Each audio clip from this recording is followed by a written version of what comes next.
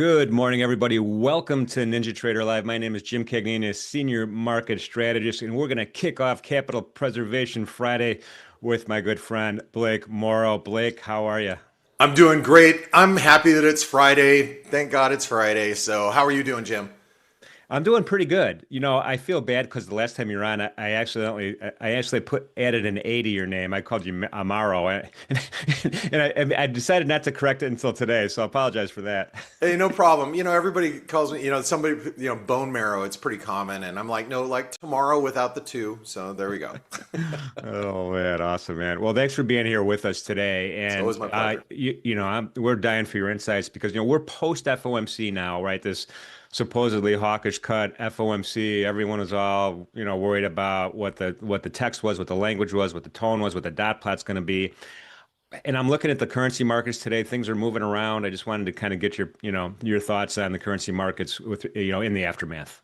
Well, aftermath. Well, just as we were, because I was on the FOMC show here with you guys and with Craig, and first thing that we said when we heard the balance sheet expansion, we're like, oh shoot, is that QE? That's the initial knee jerk reaction. Once you kind of dug into it, you're like, okay, that they're just doing a little bit of plumbing. But more importantly about the dollar and the way that I think we viewed it from the FX point of view was that when Fed Chair Powell started talking about the jobs market, and he's like, "Look, we're looking at every jobs report is losing 60,000 jobs on top of what you're already seeing, basically, to paraphrase."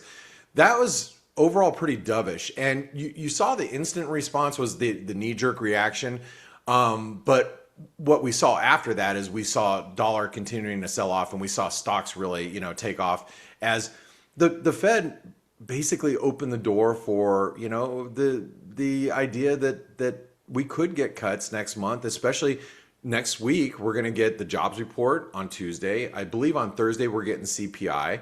So we're going to get all this data, and if the data shows continued weakness in both the labor market and inflation is just not getting ahead of us, then the door is open. Not saying that it's gonna happen, but they left it open, and so it was markedly more dovish than the market was expecting. And one of the things that I was we were chatting about just before we started is it was pretty apparent in the FX market. There were about $8 billion between the 116 level and 115.80, $8 billion worth of expirations going off on Thursday morning. That means that the FX market was really pricing in a hawkish cut, just like the rest of the market. You know how everybody's like, oh, we're going to get this cut, but it's going to be hawkish, until Fed Chair Powell, is replaced. The market's going to keep rates unchanged. Well, the market traded opposite of that, and we saw the euro take off and trade above 116.80, and from that point on the chase was on, because now you had everybody kind of shoring up some positions that were put in ahead of the FOMC. So I think it's been an interesting dynamic, and now we're seeing the euro just hold above 117. The dollar looks pretty weak, and Yeah. it doesn't look good, and especially if you start talking about year-end flows. I talk a lot about that with our community. It's like when you get into this time of the year, especially past next week, once we get all the data, Jim, who wants to get in front of the market? You're an FX guy, and I've traded FX markets now for nearly 30 years myself.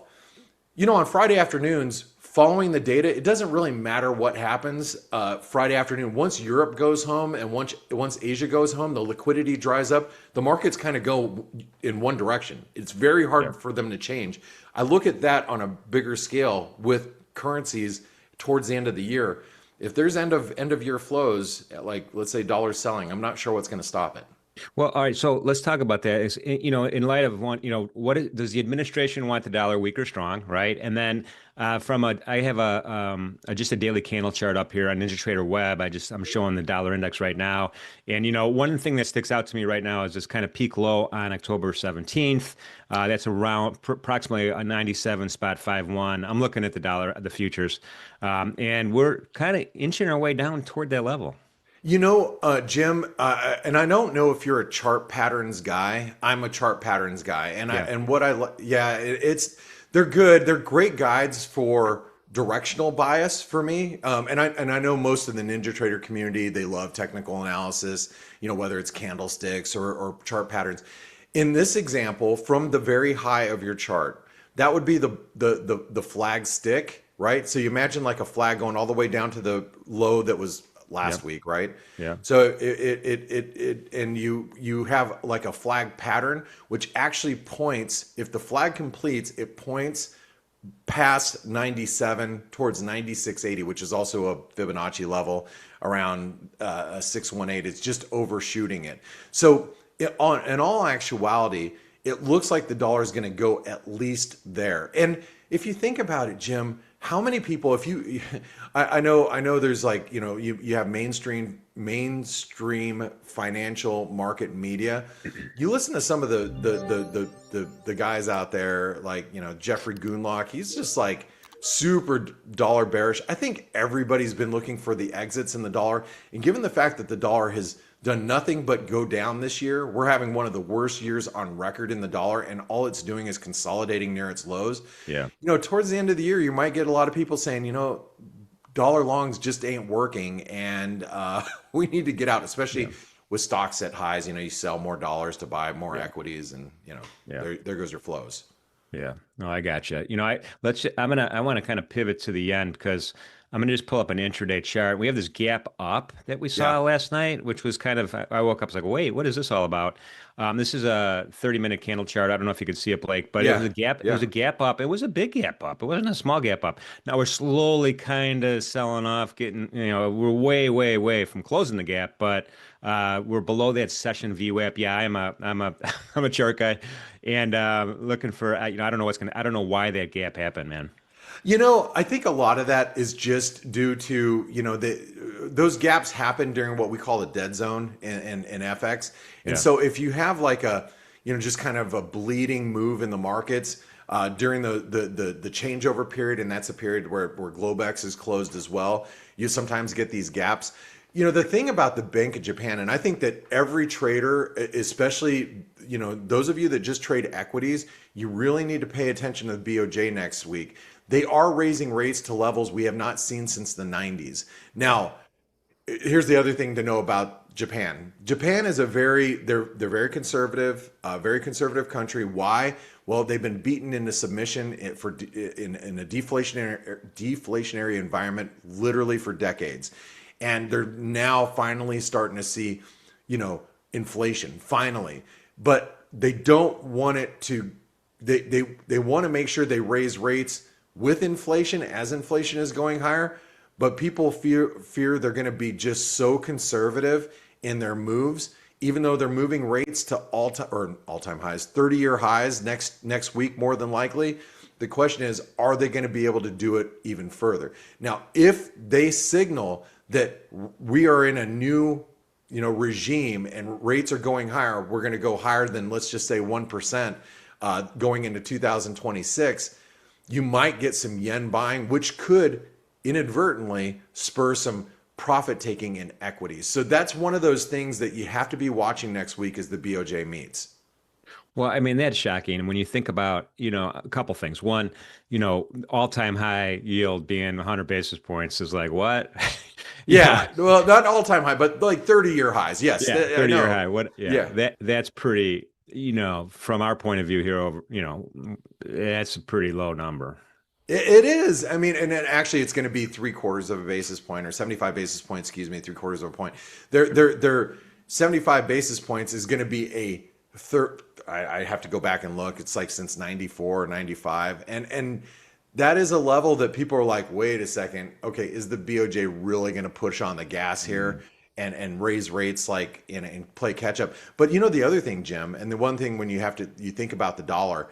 Think about all the other central banks. What's happening with the RBNZ? What's happening with the RBA? What's happening with the Bank of Canada?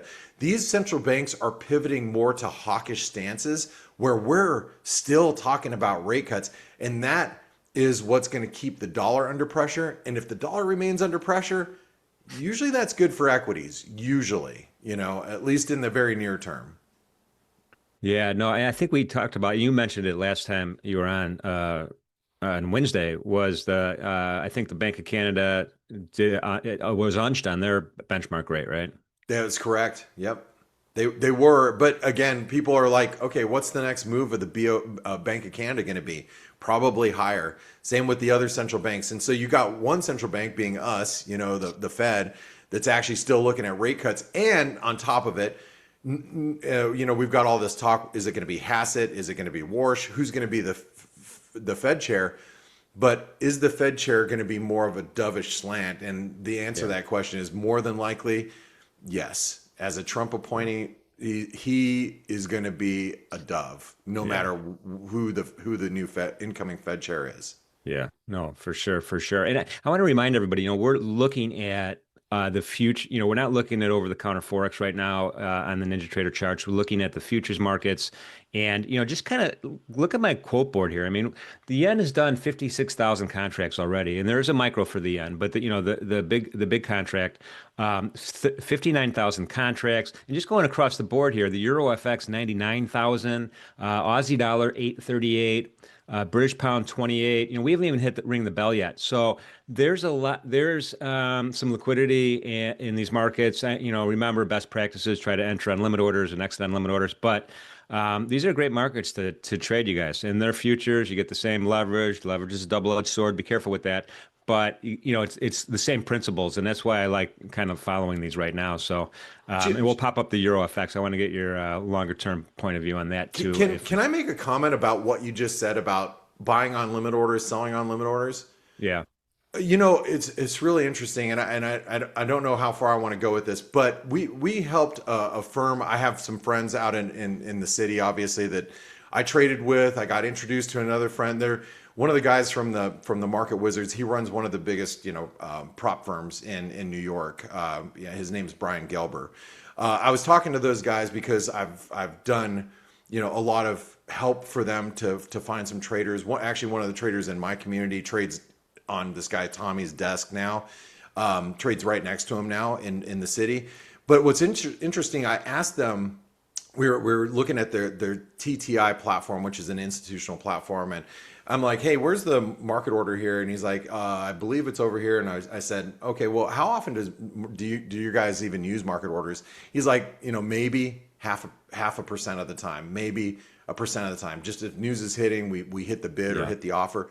99% of the time, we're all putting in limit orders. That means we're target trading. We get in where we want to get in, we get out where we want to get out, and that's it. We don't chase the market. So when you say, trade using limit orders, you have to realize the professional community is not getting in at market. They're not paying the spread. They're getting in where they want to get in. And I think that's a takeaway that all traders, yourselves included at home, you should be taking that away and saying, okay, I'm only going to get in at this place. It's all about discipline, guys, in the markets. That's all it is. And risk management, obviously. So. Yeah, for sure. I mean, and the other thing to remember is, part of your transaction costs are the bid-ask spread, right? And that, so whatever that bid-ask spread is, some of the many of these markets that we talk about are super tight, like during, regular trading hours, it's, the smallest, one tick. But sometimes it gets a little bigger. And so that's part of your transaction cost. So be aware of that as well that's why another reason why let the market come to you, man. Absolutely. 100% agree. Oh man. Anyway, Euro FX on the screen here. Again, we have that weird gap up today. It's just so interesting that we're having these gaps and then bonds are selling off at the same time. I don't know what to make of it. What's really scary is, again, we'll go back to the conversation that I was talking about with other central banks. You have, everybody's pivoting more hawkishly. So you're seeing yields go up almost across the board, whether you're talking about oats, in France, or you're talking about boons, or you're talking about, JGBs, whatever it is, yields are going higher. And the FX market is kind of like, wait a second, what are we going to do with that? But the fact of the matter is you got, yields moving up across the board. and you still have a Fed that's signaling more rate cuts. So that, in my opinion, is just a recipe for further dollar weakness. Now, there is going to be a point. There's going to be a point where the world stops and says, "Wait a second, why are equity markets rallying here as borrowing costs are going up, and it's making it tougher for everyone around the globe to service debt?" That's not today's issue. That's tomorrow's issue. It's the market just kind of kicking the can down the road. But that's after we get past year end. I think personally, but hell, you never know. It's getting a little scary as yields continue to go up globally. So. Yeah, I'm gonna just pop. Let me abandon the Euro FX chart for a second and just pop up a 30-year bond. I mean, you know, this is, and by the way, Tracy's just sent me a note saying bonds, woof. Yeah. We're back into this downward trend channel here. We started selling off all the way back on the 27th of November. The weird thing about this whole thing is I got a volume profile that's tracking this consolidation level forward all the way through the downward break that we saw in the bottom part of that consolidation channel right now. Awful lot of volume still kind of up here around that 117.11, but we're like 2.5 handles away, Blake. I mean, this is for bond traders. This is a big move down when you would expect the opposite. And we're tracking some earlier lows here. What is this? The September lows, 113-ish, 113 handle. I was like, I'm surprised that I'm a bond guy. That's where they put the 30-year at 5. It's at 5% again, and that's when people start going, "Wait a second, what are we doing way up here?" If we do see those levels, Jim, and it sure does feel that way, doesn't it? And the bond auction, actually, the 30-year auction was pretty good. Yes, was it yesterday? Yeah. I mean, I think I might still have the stats up here somewhere. Let me see if I still have them up. I might have deleted them after the show. Yeah, I mean, they were pretty good, and the surprise. I wouldn't say really good, but surprisingly good, and from a trend point of view, good. So. Those yields were. I'm sorry, I took them off my screen. That bond auction was pretty good. Yeah, and the 10-year was good this week. I mean, there's demand, and if I was Treasury Secretary Bessent, I mean, he's got a lot of slop to sell going into next year. So let's see if those demands continue to stay strong going into next year. It's going to be. We got the Fed buying all the bills, so we're in good shape. Yeah, they got the short term stuff. Yeah, it's plumbing. It's plumbing, Jim. It's just plumbing. That's all it is. Oh my God, there's an awful lot of plumbing going on at the Treasury Department. I got some plumbing to do over here too. So I understand we're gonna do plumbing everywhere. So hey, how's the NinjaTrader team like feeling about equities at this point? I mean, it looks like. The S&P is just scraping and just aching to hit all-time highs. We were talking about the Russell 2000 hitting new highs right as the Fed was meeting, and as that press conference came out, or as the decision was made, we saw the Russell just take off to all-time highs. Looks like the rest of the market wants to cooperate, doesn't it? Yeah, I mean, I'm just going to pull up an E-mini S&P chart to start with that. It's. We wicked through the November highs yesterday. We traded through the November highs today, although we've settled back down a little bit. All-time highs are are on the radar screen right now. They're not too far away at 69.52. This whole kind of slow grind up here is pretty bullish as well. We could get some bad news, of course, at any given moment, but. The S&P is looking pretty strong going into the end of the year right now. I don't, well, next year's a different story, but I think from, the folks that we've been talking to are like, all right, listen, there could be the Santa Claus rally, right? And typically that's defined as a couple days before Christmas to the end of the year. But then all bets are off in January. Yeah. Once you get through the first week of January. Now, there is one other thing. There's one potential landmine we have to always keep in mind, and this is where I don't want traders to let their guard down. We are still waiting on the Supreme Court to make a decision on tariffs, and that's always something that's lingering in the back of my mind. Because I tend to be, pretty aggressive in my positioning, especially when I feel like the euro is going to 118 to 120 here in the next week or two. I still have to keep in mind that what if the Supreme Court pulls the rug out from underneath the Trump administration. I don't know how the market will respond. I mean, I have like my team, like my European colleagues are like, oh, if for some reason the Supreme Court knocked down the tariff, even though Treasury Secretary Bessent says they have Plan B and C and they're going to enact different acts or whatever. But overall, it would be I have colleagues that think that the market would actually rip higher. But then the flip side is it would be really messy. I don't know if stocks are going to be so positive in a response. So I think we just have to always have our guard up and be looking at the headlines and making sure we understand that the rug can be pulled at any time. So I actually did some research. I went back in time and I said, how busy is the Supreme Court around the holidays? In other words, how many, are they out there making, making calls? Are they taking oral arguments? Are they, how active are they? And from December 10th to approximately January 10th, not very active at all. It's kind of like a dead zone typically. Now, anything could happen, of course. And I know Shapiro's like, yeah, we're going to have this thing. It's going to hit any second.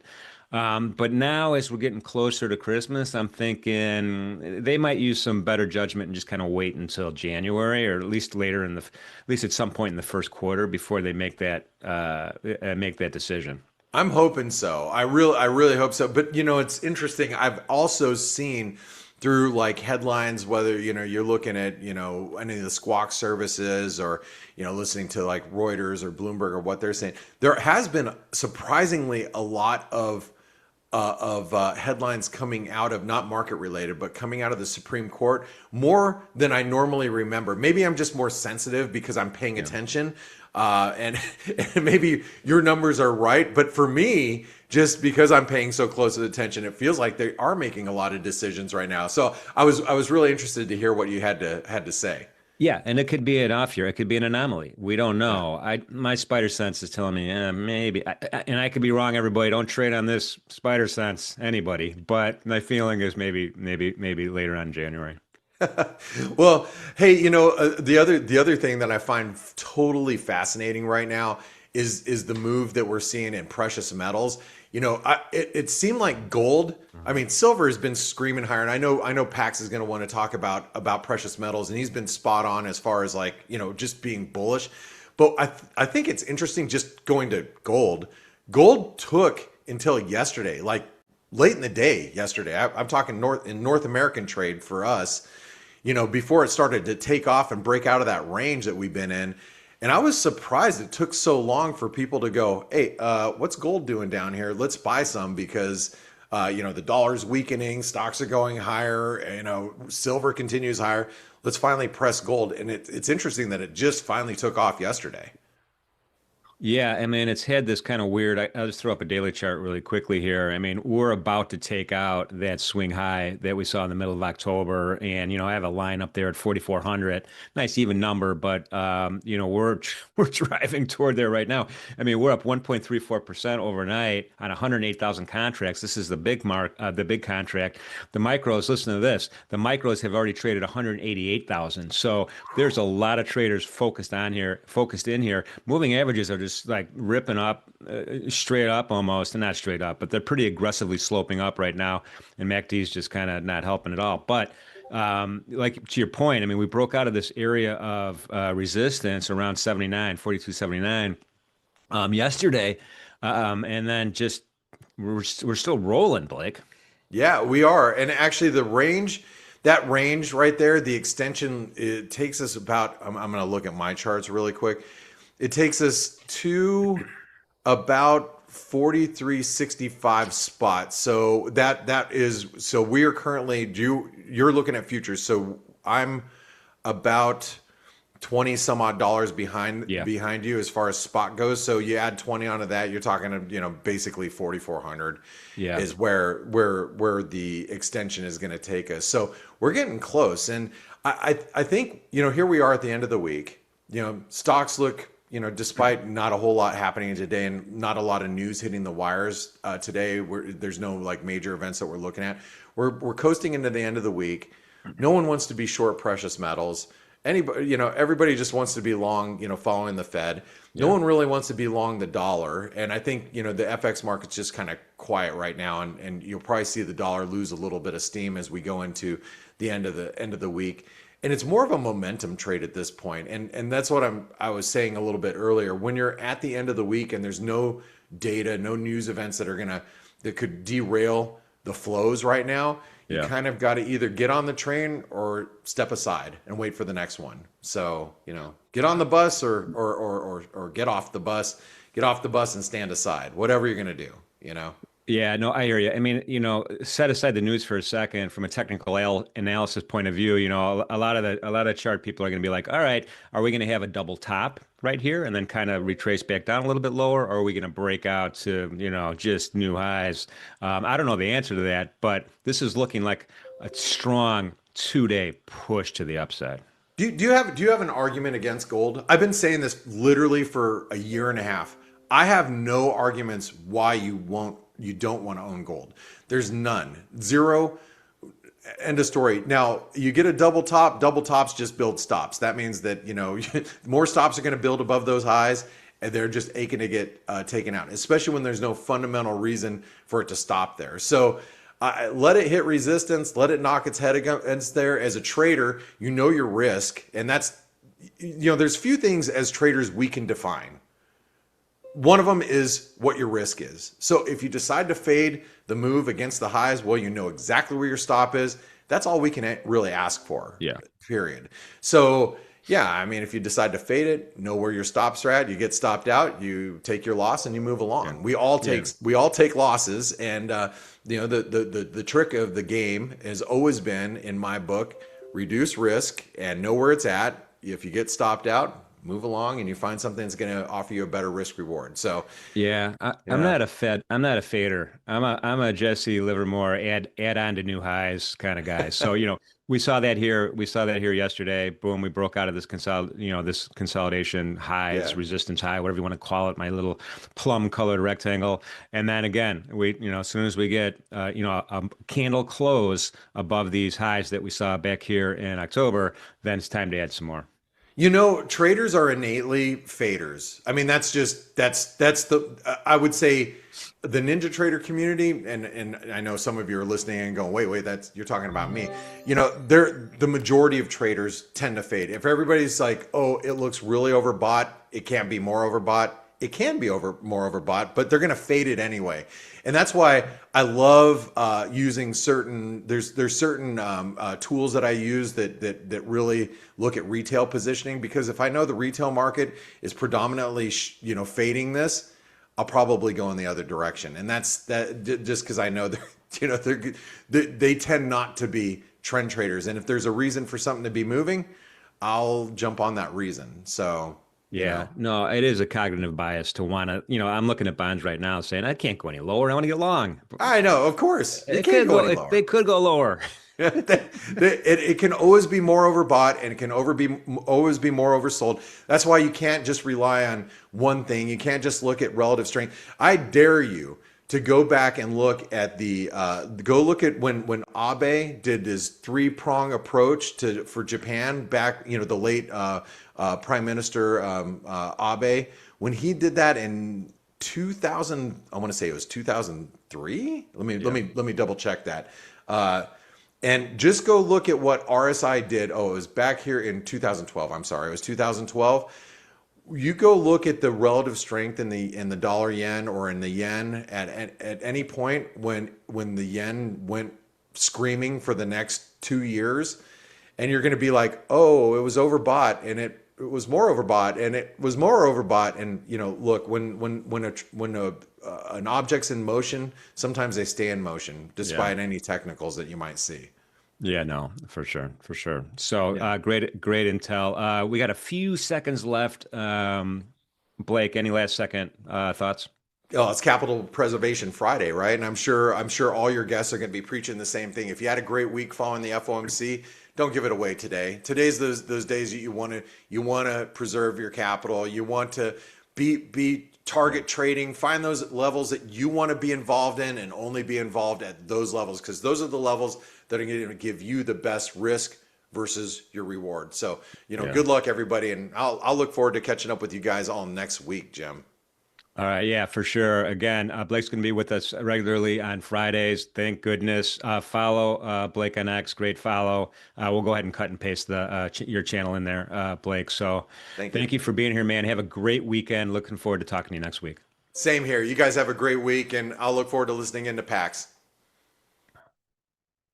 All right. By the way, Wit is asking about which F1 team I joined. FX. I have FX on my brain after that.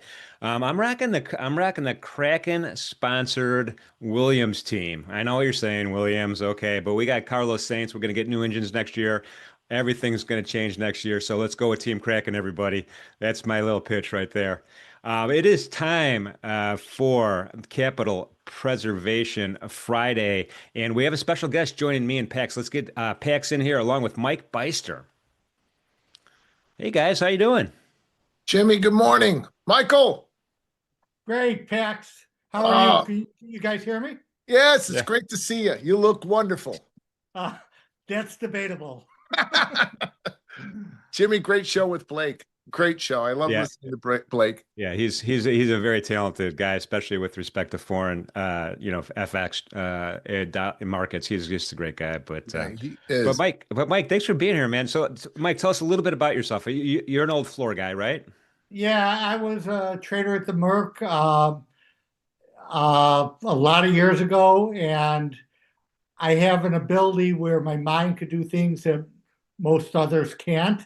And it gave me a huge advantage while I was trading. And I traded for over 20 years, but my key was whenever the market got out of whack, I was able to see it before other people. And it was the key to my success. And from the Merc, what I did was I started visiting schools and teaching kids how to do what I did.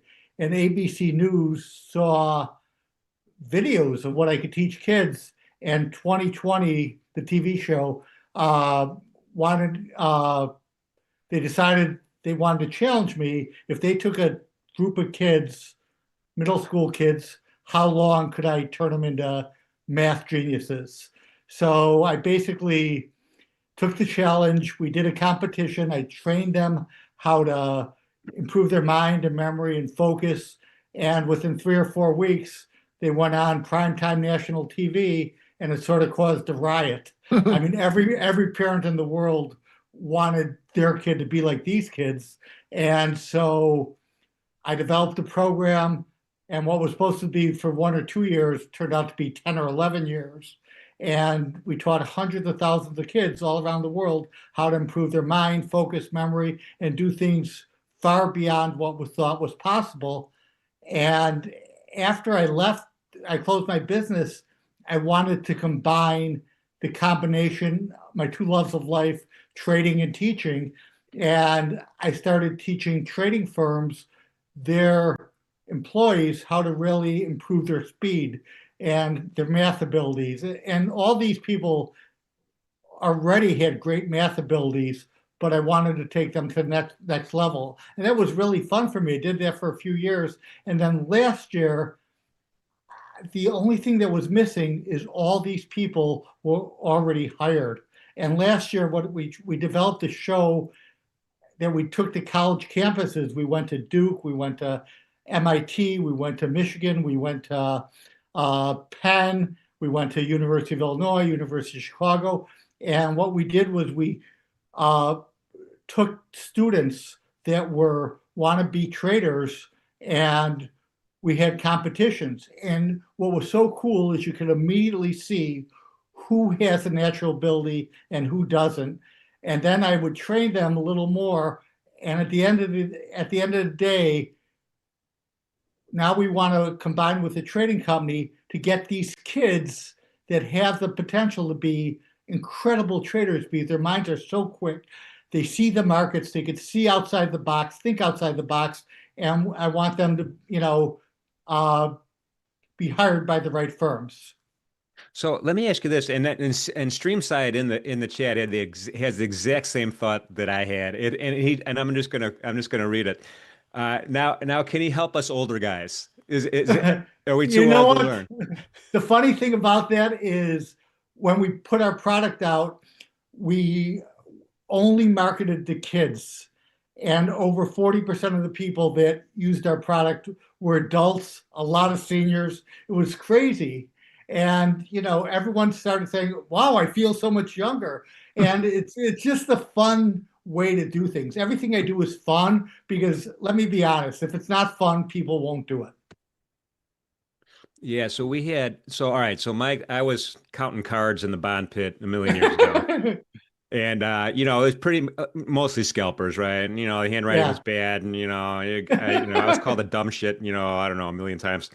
But then we started doing knob spreads, and so when yeah, we think about the math, when we talk about the math on spreads, and we're going to be talking about some and later, me and Pat are going to be talking about some spreads, yeah. but that math all of a sudden gets a little more complicated when you're talking about a contract that's traded in 30 seconds versus a contract traded in 60/4. Absolutely. And all you could expect is to improve your speed enough to make a difference. And like I traded the calendar spreads, in the Eurodollar pit, interest rate futures. And anytime I saw something out of whack, I was able to take advantage of it. When the Fed spoke or non-farm payroll, and all it takes is that 15 or 20 seconds where it really gets out of whack, where they move at a 1-to-1 ratio, and uh, the March moves up 30 points and the June moves up 15 points. You sell the March, you buy the June, and wait for it to come back, and it always does. And Yeah. it's just that fast market advantage that you have when you're good with numbers and are not scared to do everything, do anything, have trust in your gut, but also don't overtrade where the point where you can't handle the pressure. And so it really is a big advantage because people are so focused on one thing. If you're going to have two or three things looking at the same time, that's why what I do is just try to give, all the traders a little bit of an edge. You did a great job with Pax, that's for sure. He's a savant on numbers. When we were kids, I don't want to. I want Mike to go ahead and do his thing. But when we were kids in the Eurodollar pit, well, a clerk. When I was a clerk in the Euro pit, when we were quiet, we'd ask Mike to come over to us and give him these very, very complicated like mathematical problems, and that he would solve them to the decimal point long before we can even get it into the calculator. And then years later, when I was struggling financially, and I was starting on the screens and worried about what I was going to do and how I was going to learn how to trade in the screens, my kids came home from school and said, "Oh, Dad, we had this guy," and they described Mike to me, and I said, "Oh, that sounds like Mike Byster." It is. They thought it was so cool because I knew him. So I think Mike, I just love. I think it's such a privilege to have not just somebody with your mind, and your ability to be able to teach and convey your thoughts on here with us, but somebody with your character and your integrity and your personality, and somebody I've known for many years. And it's a real privilege for me to be here and just listen to you again, and to just be part of this. So thank you for spending your Friday with us. Yeah. Oh, I love it. Anytime I could help people. I mean, I just have to think I'm the luckiest person ever because, I get to do what I love to do and get that feeling that, I really am able to make a difference in some people's lives. And I just want everyone to enjoy it because if you enjoy doing this and have fun, go to the bars, win some drinks. Trust me. I mean, the things I teach people will amaze people, but it will also sharpen your mind. And every time I come on, I'd like to teach one thing because I try not to teach multiple things because if you teach them 4 or 5 things, they forget how to do it and it overloads them. But, and if we will put up, I guess I'll send a video of the steps. So in case anyone missed the steps of something I teach, they'll be able to watch it again. Yeah, so bring that back to kind of what our day traders, do, and PAX is really good at this. When we talk about, we're trading a stock index future, let's say the E-mini S&P, Yeah, but we have one eye on the Nasdaq, and we want to see which one's stronger, which one's weaker, where the levels kind of add up. Is that a technique that we could think about?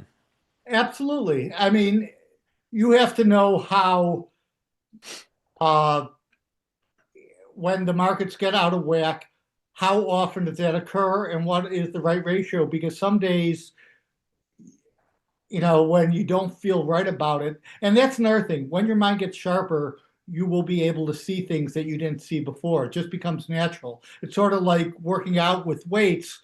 That doesn't mean all you can do is lift weights. Your whole body comes stronger, and you can do things that you weren't able to do before. And that's the same thing here. I don't want to tell people, yes, every time it gets out of whack, jump on it, because every market's different and you need to know these for yourself, what works and what doesn't. And the key is you will have a new super weapon to give you a better chance. Very awesome. Can we get into that? How can we get into it? Yeah. Well, I mean, I'll teach you the first thing for everyone. And again, if you want to, play along, should I do a demonstration of what my mind could do before? Okay. Oh, yeah. Yeah, just for fun. Yeah, I'm a little rusty, so if I blow it, give me a break at 7:30 in Chicago on a Friday morning. Pax, but wait, Jim, where are you from? Where are you? So Mike, I was from Chicago. I lived born and raised Old Park, River Forest, Yeah. Chicago my whole life until I was 58. Then I moved south. Right now I'm in Charleston, South Carolina. So Okay. I'm a Southern Yankee right now. Right. And Jim, you are Chicago? You're still? I'm Pax. I'm sorry. Oh, yeah. So Mike, Jimmy moved south. So did I. I went from Lake Forest to Beverly. So I'm still in. There you go. Well, I mean, just for fun, Jim, I'm sure you probably don't still have one, but Pax, do you have your driver's license, Illinois driver's license? I do. Can you read me your driver's license number? I actually have it memorized, Mike. Okay. Oh, wow. I like that. Another thing Okay. I think I learned from you guys. It's Can I give information about you? Of course. Did you turn 57 on July 2nd? I did. Yes. There's patterns in everything. And, so I'm able to see these things. And wait, Jim, July 2nd, 88. I don't know if you know this, but you could ask Sari. You were born on a Saturday. That's amazing. Do you know that? No? I did, yes. Okay. So that's the stuff I'm going to teach people to do, and they'll have fun. They'll go to the bars, they'll freak people out, and it's just a simple, fun way to really improve your mind. And so I'll give you a quick demonstration. Can you guys pull out your phones and type it into calculator? I'm put in calculator mode. Yeah, I got it. And again, my hands are here. It's very difficult for me to do things on the radio because people think it's fixed or there's someone giving me the answers. All it is trusting. There's a lot of videos online. You go to my website, MikeByster.com. You can watch video after video of not only me doing amazing things, kids I work with and adults I work with doing incredible things with their minds. So can someone give me a 3-digit number and you type it in? You want me to give you the number? Yeah. Yeah. 373. And press the divided by button. And now I got my fingers crossed I get this because not used to doing it this early in the morning. Go ahead, divided by a 2-digit number. 98. Wow, that's a tough one, Jim. Thanks. I mean, Pax, sorry. Okay. 3.8, is that right? 3.8, Yep. Is that okay?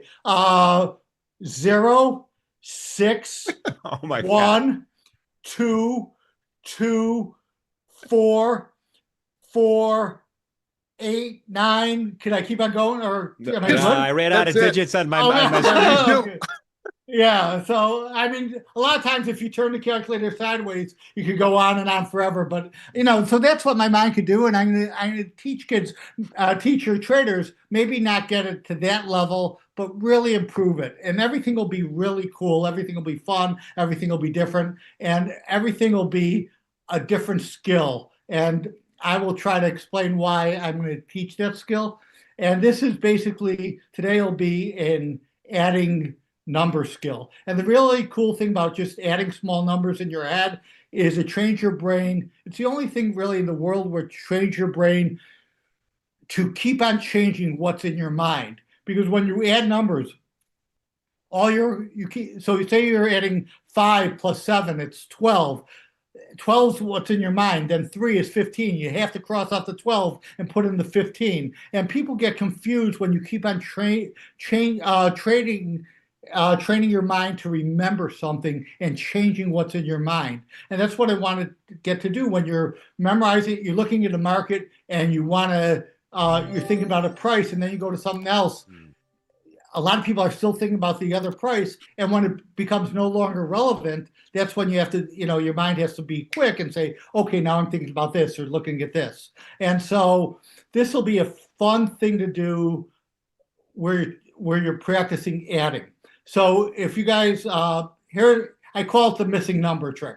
So if you have your calculators out, can you type in a 3-digit number into your calculator? Do not tell me it.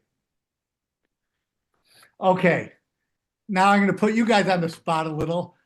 Add up the three digits of your number and subtract it from the number. Add up the 3 digits of your number and then subtract it from your number and then press equals. Okay, now take that new number and multiply it by a whole different 3-digit number.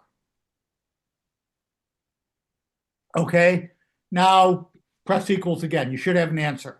Now, what I want you to do is to pick one of the digits in your final answer and mentally circle it. Mentally circle it in your mind. Now, I'm going to ask you, but the only thing you have to remember is you cannot circle a 0. So if you circle a 0, circle another digit. Okay. I'll explain why later, but you cannot circle a 0.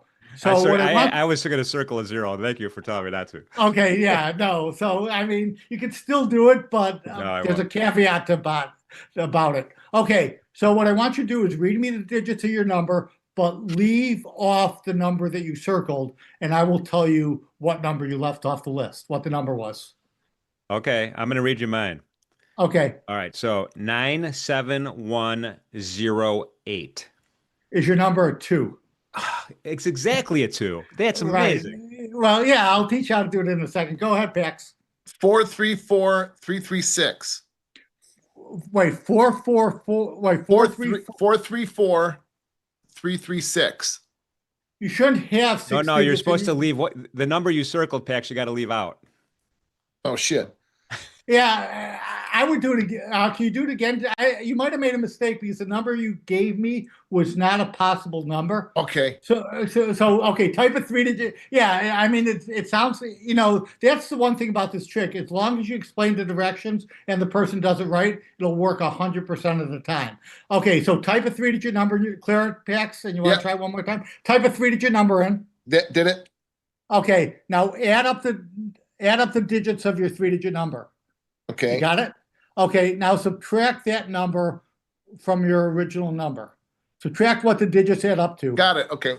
Okay, now multiply that new number by a different 3-digit number. Okay, now you have another answer? Okay, so. Okay, fingers crossed. Okay, circle one of the digits, but it can't be a 0, and then read me the rest of the digits, but leave off the number that you circled. 4233. Is your number 6? Oh my goodness, that's amazing. Okay, so now I'll teach you how to do it. Okay, now I can barely get that first part into the calculator, let alone learn how to do this. Right, I mean, it's not that hard, but again, it'll improve the skills. And the cool thing about this trick is you could do it over the, this is one of these tricks you could do over the phone to people, or, you could text, because there's no way you can know what the answer is, because, having a calculator doesn't do anything for you. You're doing it 100% in your mind. And so the way you can tell people, read the list fast, read the list slow. And if you want more digits, it works with 4-digit numbers. So if you want more digits and practice adding more, just have people do the same thing with 4-digit numbers. Okay, the way this works is if you take a 3-digit number, add up the digits, subtract it from the number, and multiply by a whole different 3-digit number, the sum of all the digits, including the missing number, has to add up to a multiple of 9. So when Jim read me those numbers, I was adding them up in my head. And so say I don't remember what so say he read me 7, 8. So 7 plus 8 is 15. 6 is 21. 4 is 25. And then he said he was done or whatever. So if the numbers add up to 25, the next highest multiple of 9 is 27. So the missing number would have to be a 2. So if the digits add up to 15, the next highest multiple of 9 is 18. So you know the missing number has to be a 3. That's amazing. Does that make sense? Yes, a little bit, but I'd have to understand. Okay, I mean, just to ask. Okay, when you add up the numbers in your head, and then when you get a final total, the sum of those digits plus the missing number has to add up to multiple 9. Okay. So if all the digits add up to 21, the next highest multiple 9 after 21 is 27. So the missing number would be a 6. Wow. That's amazing. Can I ask you one to see if you have it or not? Give it to Jim, not me, Mike. Give it to Jim. Okay. Okay, Jim. I'm gonna go slow. All right. Okay. 5, Okay. 7. Can I write these down? Yeah. If you want. Yeah. Okay. 5, 7, 2, 6. Okay. What is the missing number? 5. 7. That's perfect. The digits added up to 20. The next highest multiple of 9 is 27. The missing number is a 7. So Mike, how many of these types of, I'm going to call them patterns. I'm a chart guy. Yeah. How many types of patterns? There's probably millions of them. Yeah, I know. I've invented hundreds of these, and some are card tricks, some are different games, some are different ways to train your mind to do incredible things. Some have words and letters in them, not numbers. And you'd be amazed when you practice these and have fun and win your drinks and win dinner, you'll be able to do things you couldn't do before. And that's the key to everything. And so I don't want anyone to ever freak out. If something becomes too hard, just drop me an email. I could send you, I'll try to explain it a different way. Like I said, we'll put a video on your site and you can watch it again, and we'll have the directions up there. All we want to do is help everyone. So, all right. So I'm going to try to stump you. Okay. I'm scared, but go ahead. No. If this is impossible, let me know. Okay. All right. So if I was born August 1st, yeah, 1963. Yeah. This is close to my birthday. It's not my actual birthday, everybody, so don't go looking me up. But okay. August 1st, 1963, how many days have I been alive? Oh my God. Okay. 62 times 365, hold on a second, is 22,630. We should have had 16 leap, yes. You got it. 16 leap years thrown in, 22,646. Then you had 31,677. Oh my God. This is not good for me, but because I might make a mistake. I am guessing, and I might be wrong on this, 22,000, wait a second. Oh my gosh. Oh my God. Boy, you really did catch me off guard. Let me do one more. That's okay. That wasn't fair. No, it is fair because I should be able to answer any question I could do. I haven't done this in a long time. We're figuring out the days, but I want to try to do it. 68. I'm guessing 22,779. Can you look? Is that close enough? I think that's close. That's definitely close enough. Right. You could ask Siri how many, if I was born August 1st, 63. I mean, I know I'm pretty close on it, but I might be a day or two off. All right. I'm going to go to ChatGPT right now. We'll see what it is. Because then I'm going to subtract 18 years from that and say, how many gin martinis have I had in my I life? guess 22,779. They see him walking into a casino in Vegas. They just put their arm around him and slowly walk him out. Trust me, I've been banned from every casino in the world. I know. Really? Have you? Yeah. I mean, I was on a show many years ago where all I did, I showed a bunch of things I could do. And this was 40 something years ago. And one of the things I did when I was just a kid was take a deck of cards, and I could look, the host pulled one out of the deck, and I looked through the deck and told them the card was missing. And immediately I got letters from every casino, even though it was only a local show. So I don't even know how they got that, but within a few days, I've been blacklisted forever. All right, you guessed 22,779. Chat GDP 22,779. Perfect. Oh, good. Lucky guess. Okay. Yeah, lucky. So, That was great. Yeah, but I mean, the one thing I want to make sure I don't forget is the reason why I said you can't circle a 0 is if the digits add up to multiple 9 already. Say you read me the numbers and the digits add up to 18, the missing number could be either a 0 or a 9 because they would both be multiples of 9 when you add it to it. So you know automatically the number is not a 0. So that's why I do that. The number would have to be a 9. I see. Okay, I don't want to freak out any of your viewers because I know I talk fast and usually I teach with a board, but I know that's tricky here. That's why we have a tutorial ready to go for people that, I went a little too fast for. Let's post Mike's. I'll get Mike's X post in there. At least they can reach out to you through X, I hope. Yeah. Yeah, but you could also go to my website, MikeByster.com, and write me through there. Okay. Might be easier to, for me to get there. Got it. Okay. Super cool, man. Okay. So back to trading for a second. So do you see certain number, if you're looking at one market in particular, it could be anything. Do you, would you look at these open, high, low, close numbers? Yeah. And come up with... I do everything, and one of the biggest things is that gut feel when a market's heavy and when it's not. And when the market's moving and you're trudging up, but every time there's a negative thing that comes out, which is 50 times a day where something comes out which is a little bearish, you see one market move and you go down a lot quicker than when you go up. People try to buck the trend. But I always say, whenever a stock is heavy, whenever a market's heavy, whenever it is, go with it. Go with the flow. Don't try to go against it.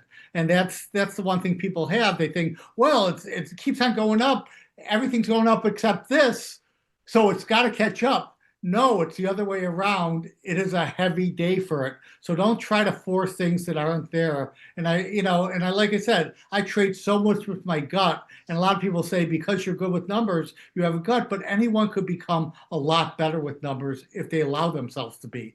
It's just a tough feeling if you're a trader and say, I'm not good with numbers. And that's the thing when we go to these colleges, the kids that wanted to be good traders and they're not good with numbers, they start feeling deflated. And I say, look, drop me an email. I'll send you things that will help you improve, because it's better to know now what it's going to take to ace these interviews, because that's what these companies sometimes look for, who has a quicker mind and stuff like that. And I'll help you ahead of time, because I want everyone to succeed. The market's a great thing. It's fun to be. It's a fun thing to do. And a lot of people could be successful if they give themselves a chance. Mike, real quick, we got a couple minutes left. Is there magic to the Fibonacci numbers on a trading chart? Oh my gosh, the Fibonacci number is a very cool thing. I don't know how much it affects the trading numbers, but I use the Fibonacci numbers for a lot of different patterns for me. And so it is an incredible thing. I don't want to steer anyone the wrong way, but anything that has a Fibonacci sequence in it, I think is probably pretty powerful. My whole trading system is based on Fibonacci sequences and math, Mike. Oh, really? Yeah, I mean, yeah, go ahead. Something I was taught by Judd Hirschberg and Ira Harris in the mid '90s when I started trading, and it still works, and I talk about it all the time. So anyway, yeah, I don't want to.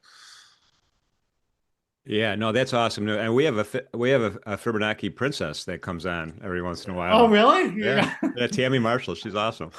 Oh gosh, I'd love to meet a Fibonacci princess. Yeah, yeah. I went my whole life without meeting a Fibonacci princess.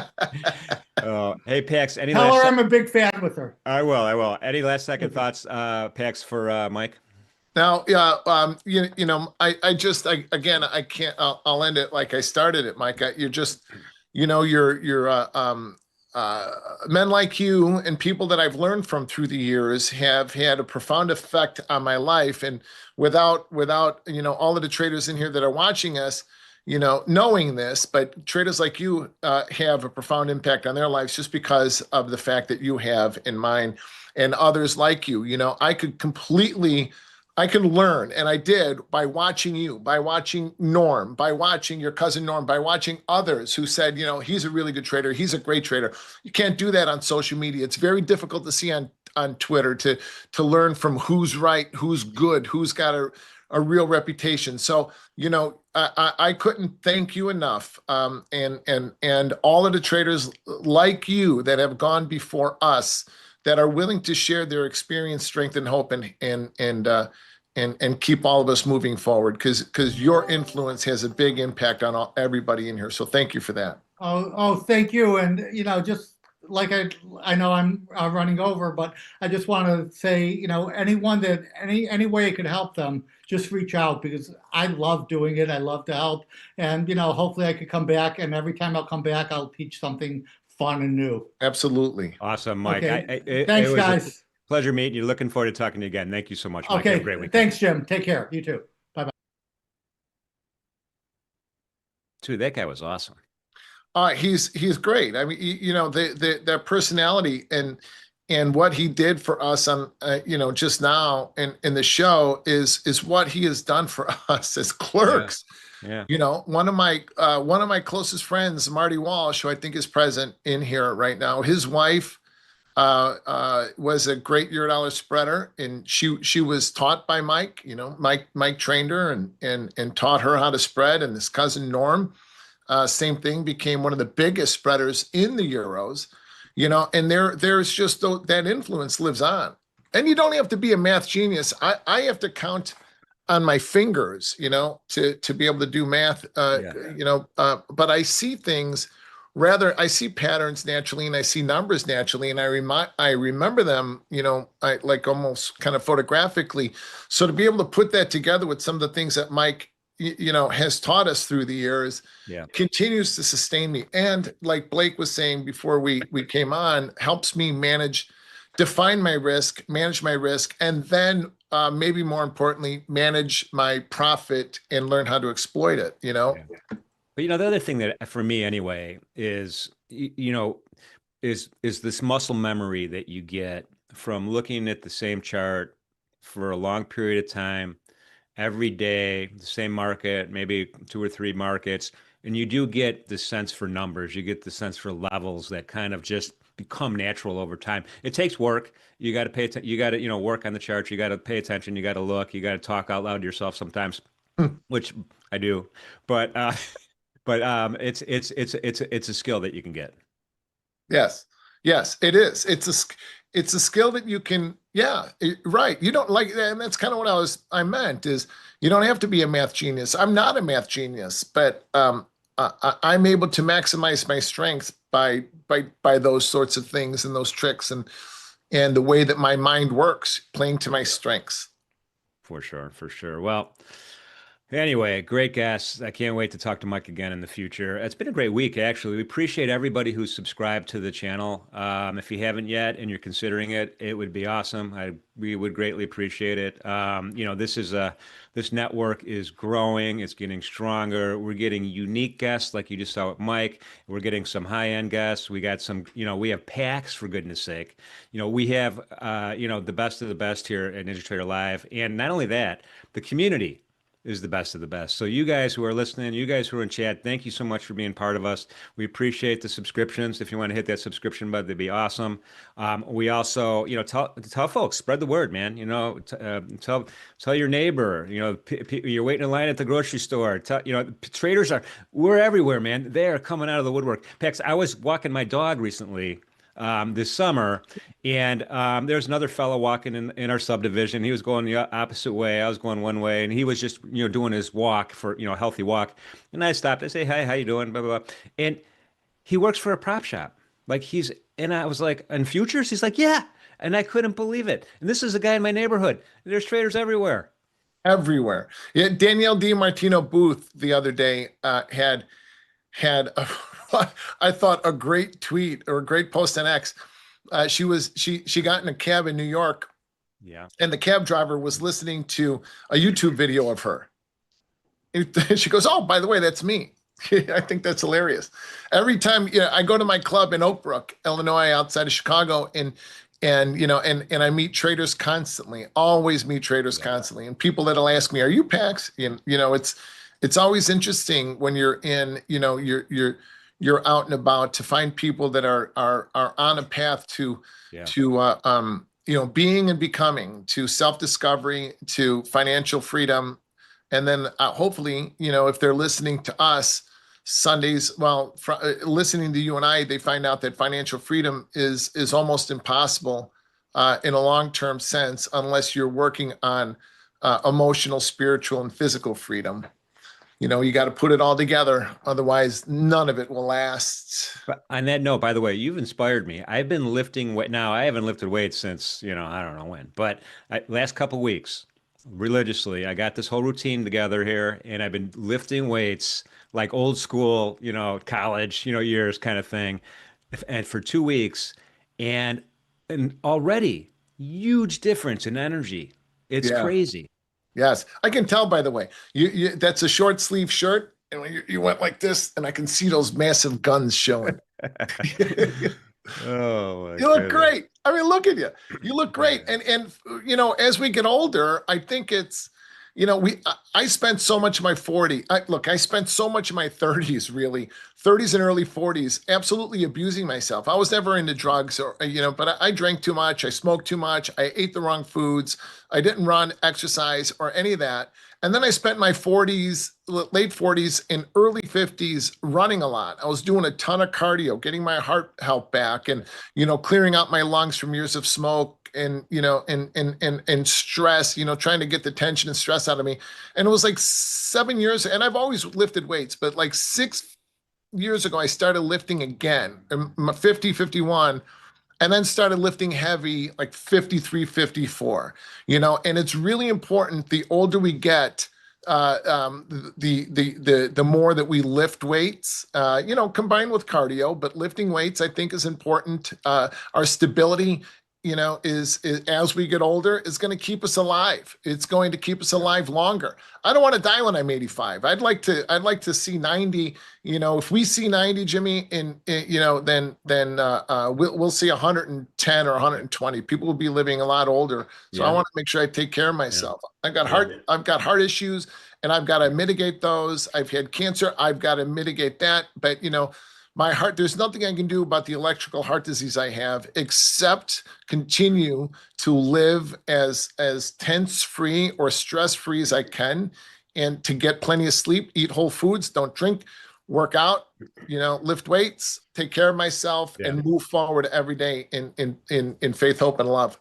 Yeah. Yeah. I got to introduce you to Dr. Charles Kinder. He's a cardiologist. He's a world-renowned cardiologist, by the way. And he's met him in a basketball tournament when I was 5 years old. We've been best friends ever since. We have a weekly call. This is part of my mental health. we have a weekly call with him, and it's not about health. It's about just, how you doing, man? How's the family? How are the Yeah. kids? How's the commute? And that connection, it's a remote connection on the telephone. But every single week for the last, I don't know, decade, I've had this call with Chuck, and it's so important to me for my well-being. If I miss it, I freak out if I miss a day. Yeah, isn't that funny? The things that help us grow, if we miss it, something feels off. It's like trading. If I take a trade that's outside my process, I feel a little off. If I miss a day, if I miss a workout, I feel off. If I don't pray my rosary in the morning, I feel off. I feel off if I don't stick to my routine. I feel off if I don't do the things that I know that feeds my soul. Like you're talking about with your friend, and I'd like to meet him. Yeah, I've got some. Well, I've talked about it here last week. Yeah, he's an electrical guy, and he literally he's the best there. I mean, he went to Harvard. I mean, he never got a B.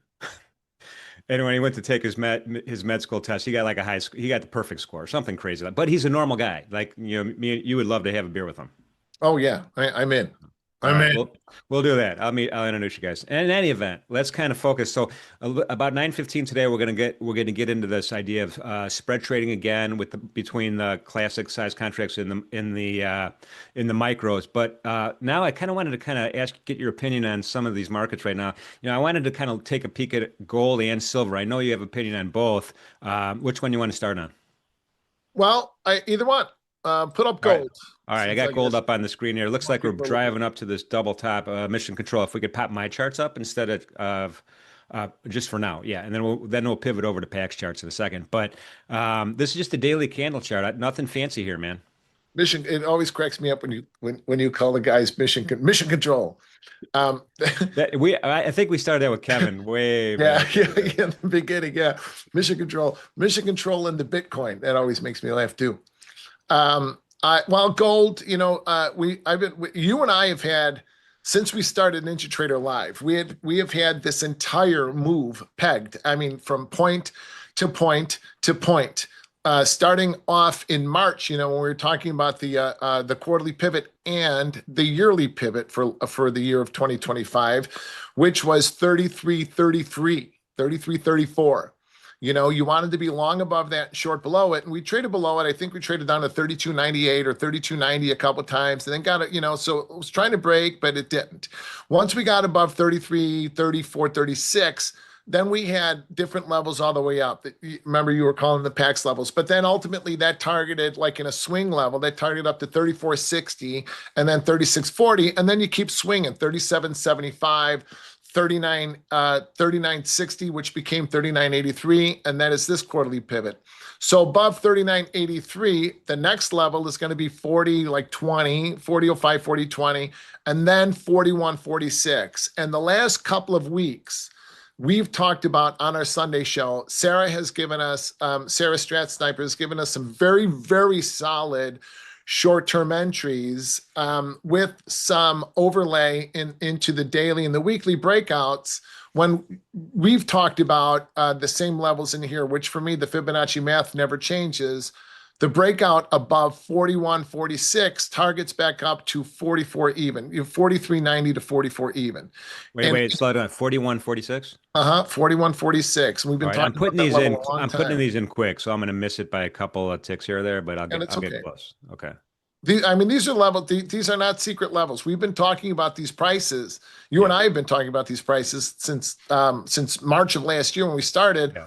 And I've been talking about 41.46 since we've been on the show in this area. So above it, 41.46, we target 43.90 to 44 even. We got there. That was my long-term. That's a long-term target based on lows from the 1960s and 1970s. And you got to, if you want to know where we're going, you have to know where we've been. And above that level, if we can close twice above 44 even, that gives us another $800 in gold, $800 to $1,000 upside in gold. So we've got a long. You're talking 5,200. Oh yeah, 5,300. I would not. A running theme in today's shows, starting with you and Blake, was don't fade. Traders are natural faders. Don't fade. And then even Mike, Mike Byster was talking about go with the flow. Go with the flow. It's most traders are going to fade markets. Most traders want to sell a top and buy a dip, even if it's on a 5-minute chart or 15-minute chart. 90% of traders fail. So if you want to, if you want to get the results that 90% of traders do, continue to fade things. The point here is that gold has got some major breakout levels. If you're going to take a short, you really want to sell a top, you want to sell them around 43.90 or 4,400 with the tight stop. We get above 4,400, there are going to be long-term stops that are going to run us pretty quickly. And then we get 2 closes above it. That triggers a big, big move to the upside. Yeah, I mean, I'm looking at this chart, and it's as the apes would say, to the moon. I mean, I'd Yeah. put a little rocket ship on my X post for this one. I mean, we're almost there, man. I mean, we were there once, middle of October, not too long ago, but it kind of exhausted itself pretty quickly here, and we had that big giant bearish engulfing, but we recovered, man. We did. Yeah, we did. And I mean, it's gold has been the trade of the quarter. It's been the trade of the year ultimately, but it has certainly been the swing trade and trend trade of the quarter. The equities have had some really good back. Oh no, you know what? And silver is just the gift that keeps on giving. Silver bells, baby. Silver bells. All right, so we're going to get back. We'll get back to silver in a second, but it is definitely it's time. Excuse me. So CME is sponsoring this segment for us today. And this is where CME is where risk does meet opportunity. So let's kind of pivot to PAX charts right now. And let's talk about the relationship between the micros and the, I call them the classics, but the minis and this idea of spread trading and how these two contracts really complement each other. All right. Now there's a lot of different ways to think about spreading, right? I mean, when we were on the floor, there was a lot of ARB, there was a lot of ARB to lock in between the big contract, here and the mini contract. And now the minis are the big contract and the micros are the small contract. And the algorithms have whacked out the ARB. There's no ARB, or very, very in volatile times there might be, but the algos are going to whack that shit out before human beings are even able to see it. So while, I think in the beginning of the micro contract, a lot of people started to think about that, or, will there be ARB? No, there isn't. But there is a really, really good way of managing your risk and ultimately managing your profit. I put Jim, I put a what do you call it? A poll on Twitter one time asking what was more important. Is managing profit more important or managing risk more important? And like 90% of the traders said managing risk. And well, okay. I mean, I made that point earlier about what happens to 90% of the traders. So I think managing profit is most important. And let me kind of segue into this. Now, we will never learn how to manage our profit unless we properly manage our risk. And I call that expenses. So if I'm willing to spend some money in the market, I'm going to limit that. If I'm trading a 4-lot mini, I will not spend more than $800 in any particular day. If I'm trading a 2-lot mini, which we're going to do here with the spread, I should never spend more than $400. So when you guys are trading prop and you're using Trade-Evade prop, which now you're able to use the mini micro spread, you are learning how to manage your expenses. 400 should be the max drawdown that you're going to allow yourself while you're going to trade out in micros, which gives you the ability to properly manage what I consider the most important aspect of trading, learning how to manage your profit. It's learning how to manage your profit that is going to make you a profitable trader, and it's learning how to add to your size that's going to make you an ultimately profitable trader. So there's 2 types to every trade. There's managing risk, which we do, as I kind of, very quickly went through, and then there's managing profit. So the mini micro spread really helps you to learn how to manage that, both sides of those trades. And on top of it, the part that most traders will never get to is learning how to exploit your profit, learning how to add to your positions. So the mini micro spread gives you the ability to be able to do that with lower commissions. Pax, what if I just traded in with a 20 lot micro? Well, you're going to be paying $15 in commissions for every 20 lot in, out, in, out, in, out, managing your expenses the way that I do. You're going to spend an awful lot of money in commissions for very little, and so by the time the market moves, you're going to put yourself on the bench. You're going to wait, right? But if you're trading in minis, your commissions are less, they're a lot less, and you still have a great way of managing your profit. So it's now, so in that sense, the mini micro spread isn't, like a traditional spread, like a crude spread would be. Yeah. Or It's not an OB spread. Notes right. over bonds. It's right. Right. But they are. I mean, they're two different markets with the same basis. And you have a mini contract with a notional value of, I don't know, it's about 350,000 today. And then the micro is 1/10 the size, which puts that notional value at about 35,000-ish, give or take a couple dollars. And so the ability to put on that, really that powerful buying power with an E-mini, and then kind of taking some of that off the table as the trade goes on with the micro is where really the risk management comes in. Yes, and profit management. So being able to mitigate your risk by making it expenses. On a 2 lot, should never spend more than 400, right? Depending on how choppy the market is, I will do that today just to kind of I will spend more than 400 just to show you how to do it. But you should always limit your expenses. And then, of course, learning how to manage your profit is what's ultimately going to keep you in this business. So if I buy a 2 lot at 03 and in the market rallies, I'm going to sell 5 at the 15 rotation, 5 micros, and I'll show you how to do that. Long 2, short 5. Well, am I really short 5? No, I just took profit on it. So it's learning how to train your mind a little bit differently too. You have to be willing to think of things in a different way, and you have to be willing to train your mind to think of things in a different way. Yeah. Well, your P&L will show you down money in the micros and up money in the minis. Well, Yeah. You're not down money. That's just, you've got to take your P&L off your screen and just trade your position, trade your levels, trade your targets. Yeah, and in your example, when you take five micros off, you're still long in essence 1.5 of the classic of the E-minis. Right. That's right. So you're long 2 or you're long 1. If you buy one mini, you've got 10 micros to trade out of.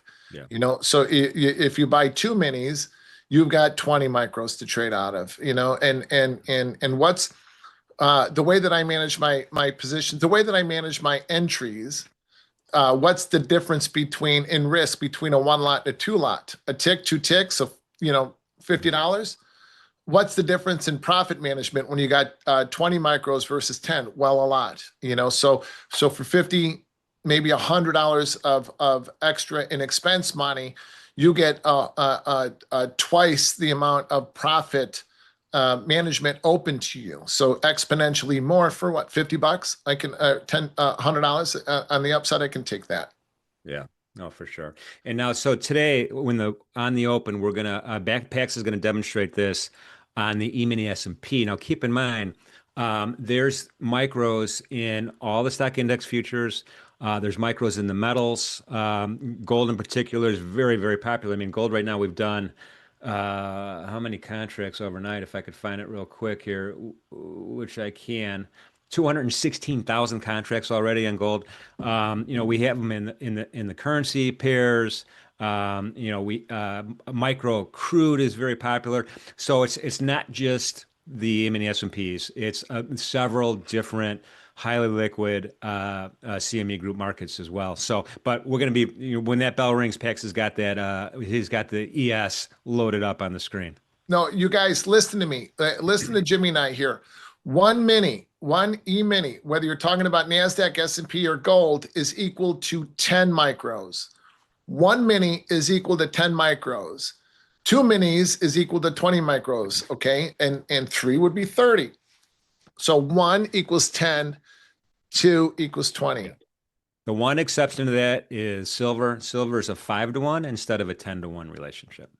Silver bells, man. Silver bells. We've got a long way to go in silver on the upside, by the way, too. Another silver for those you that are paying attention to silver is trading in $3.20 swings. So above 63, whatever. Hold on, I'll tell you. No, I don't know. Above 63.50, 63.73. The next level is 66.93, something like that. By the way, Pex, micro silver, 101,000 contracts traded That's already. amazing. The bell hasn't even rung yet. That's amazing. That really is truly an amazing contract. Gives you guys the ability to be able to trade. What's the ratio in the between silver and silver micro? It's 5-to-1. So it's a $25 tick versus a $5 tick. Okay, so silver gives you truly the ability to silver micros gives you guys the ability to be able to trade in capital markets, that are truly important and significant to capital flows in the world. It is a very, very, very, very good entry it's a low cost entry into trading some very, very powerful and I'm not phrasing this right way, but some very powerful markets in the world right now. Silver, the story in the world going into the year's end is in the metals, is in the bonds, and is certainly in the dollar, not so much the indices. So when the indices are quiet like they are, and we're drifting higher, you get some intraday fade things, but when we're drifting higher like this, and it's not for me, it's not my kind of trade. For 2 weeks, I've been saying on Twitter, I'm not doing anything in the indices, and I really haven't. I have the opportunity to be able to trade the markets that are actively moving.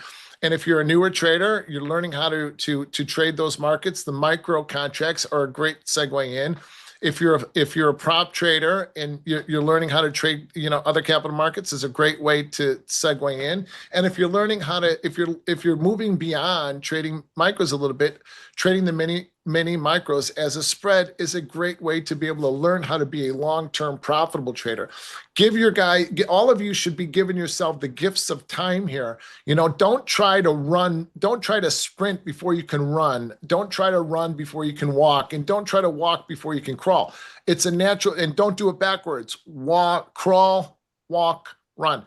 My brothers and sisters, it's a marathon, not a sprint. You want to be a long-term profitable trader. You don't want to be a flash in the pan and YOLO and diamond hands and all that other garbone. So by the way, just on a side note, someone at Vintage Trader, silver's in the March contracts right now. So March 2026. That's where the front month is. Yeah, we rolled March. Yeah. Gold is still G. Yeah. So all right. So let's talk about this E-mini trade right now. We got a few minutes before the bell rings. You're going to tell us your opening range strategy. We have PAX indicators up on the NinjaTrader platform. You guys could get those for free. They're free, right, PAX? Free. They're free. It costs $0 from the NinjaTrader website. Now, you're going to enter in the big contract, right? So your initial position is going to be in the minis, right? Yes. I'm going to enter in the bigs, and I still think that's funny that the micros are considered the bigs. So I'm going to enter in the minis. So I'm going to enter in the minis, and I'm going to exit in the micros. I mean, $352,000 notional value is not mini. No, it isn't. It's not. What was the notional value, Jimmy? What was the notional value in the big contract? Do you happen to know? Oh, geez. I mean, what were we trading then? The big one was $105. I mean, it was $250 a point. It was $500 a point when I started, and then they cut the contract. Yeah. I don't know. That'd be an interesting math to do. In that, I don't know what happened to my indicator. I'm going to pull it back up again real quick. Okay. Seems to have disappeared. We got time. Did you move the tab on the bottom to a different chart? Yes. You got a series of tabs at the bottom. Maybe you hit the wrong tab. I got too many. I have too many of these. It'll come up. But you know what I'm saying? At the bottom of your chart, you got tabs. Yeah. Not that. Okay. Not that. Okay. Let's see if I'll use see the Xyzeee. Xyzee's is up there. All right, somebody had asked me about the NASDAQ with wider ranges and not wider ranges, but wider, spread between bids and offers. There are not too many. There are not probably any traders that have traded as many NASDAQ contracts for their own accounts as I have, and I rarely trade NASDAQ. Although the NASDAQ's been a better trade. The older I get, the less I like the jumpiness. When I was younger, and a lot of you younger traders, a lot of you prop guys are trading it. Guys, meaning men and women, are trading NASDAQ. It gives you better moves. It gives you bigger moves. It gives you more 65 handle swings than the S&P does. However, it's a lot more. You're going to take more expenses, and if you're able to deal with that, you're okay with it, then it'll be fine. But for me, at this point in my life and my career, I'm not digging. I'm not digging those expenses. I want things to be as easy as I possibly can make them, and not complicated. And I don't want to get into the idea of having to chase. We're gonna get that bell in about 30 seconds here. I see, baby. Okay. So again, remind yourselves to breathe. Always breathe before the open. Okay, there we go. I want to fix this. There we go. Oh, I don't know what the hell I just did, man. All right.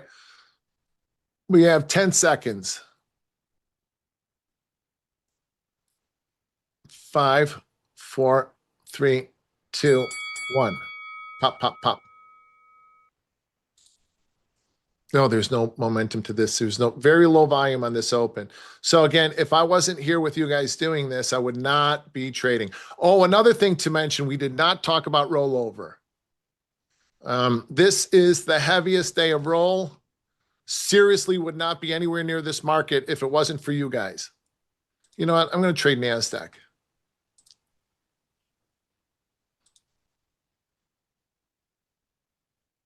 Okay. So on the indicator, top of the open, I guess I'm not going to trade NASDAQ. Hold on. What is the opening range in NASDAQ? The S&P, not there. See, it popped up. Now I fixed it, but I'm going to trade NASI. So opening range in NASDAQ is 625 to 560. Oh, I missed that. Shit. I'll go back to S&P. So I missed the NASDAQ. I'm not going to trade it.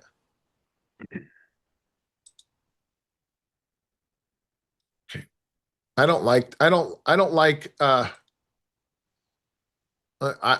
explain this in a second if I can find the MES. I do not like rollover whatsoever. I like it when we're busy. I don't like it when we're not doing anything. You could just type MES into that window too if you want. Thank you. Yeah, just type it. Yeah, there you go.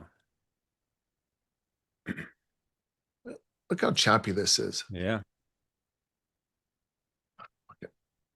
So you got NASI on the right, though, Yeah, I know. How do I fix that again? Go back to that. Yep, go back there. Click on that. Yeah, now just type in MES at the top. MES, you got it? All right, now move your mouse. Yeah, click on that one. You got it. I got it. Yeah, now. double click that, baby. Hit it hard. There you go, bud. All right, you're good. Hit it hard. What's wrong with you? All right, 96. So S&P, top of the opening range is 96.75. So I want to be long here. I want to be long above 96.75. So all it's done is given us 2 scratches on the upside if you caught it, and 3 scratches to the downside.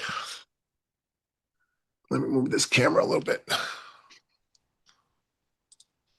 Bottom of the opening range is going to be 93 even. Okay, so 96.75, 93 even. 96.75, 93 even. So rollover changes things. All right, now I'm long. Scratch stop in. Now I want to pay for these.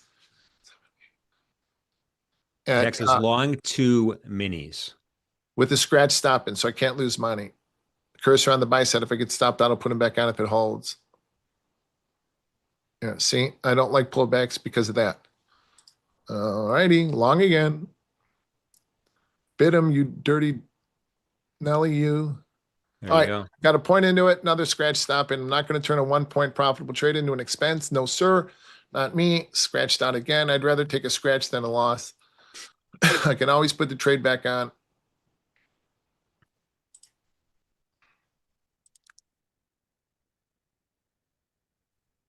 There, I missed it. Scratched it. 2 scratches in a row. Here we go to the pay line. Those of you in my group, the pay line is 0.75. So I'm willing to spend some money around the opening range normally. On this day, because it's rollover, I'm not. But we get up to what I call the pay line, which is where I'm going to pay for my trade at 0.75. Then I can initiate there. So I can put the trade back on there. I want to trade with the HFTs and their algorithms and not against them. NASDAQ is going. All right. Fucking missed those two there. All right, got the pay line longs. Who's long and paid in my group? Don't spend too much money around the pay line here.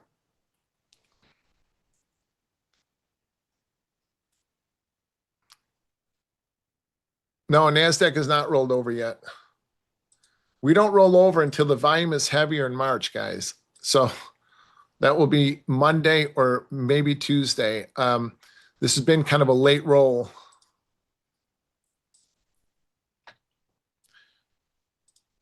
All right, we're trading the December contract right now. Yeah. And pretty soon, like Pax just said, in a couple of days, all the volume will be in the March 2026 contract.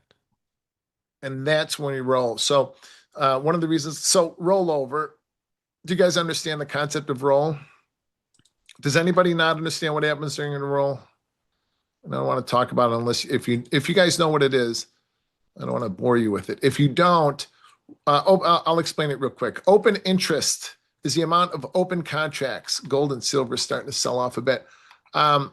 Is the amount of open positions. So if you go home long 1, open interest grows by 1. If you go home short 1, open interest is increased by 1.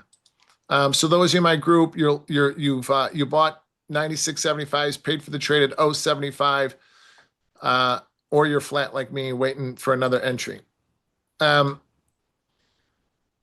So rollover is when the open interest from the front month, which is Dece, moves to the back month, which is March, and then March becomes the front month and the tradable month when it has more volume.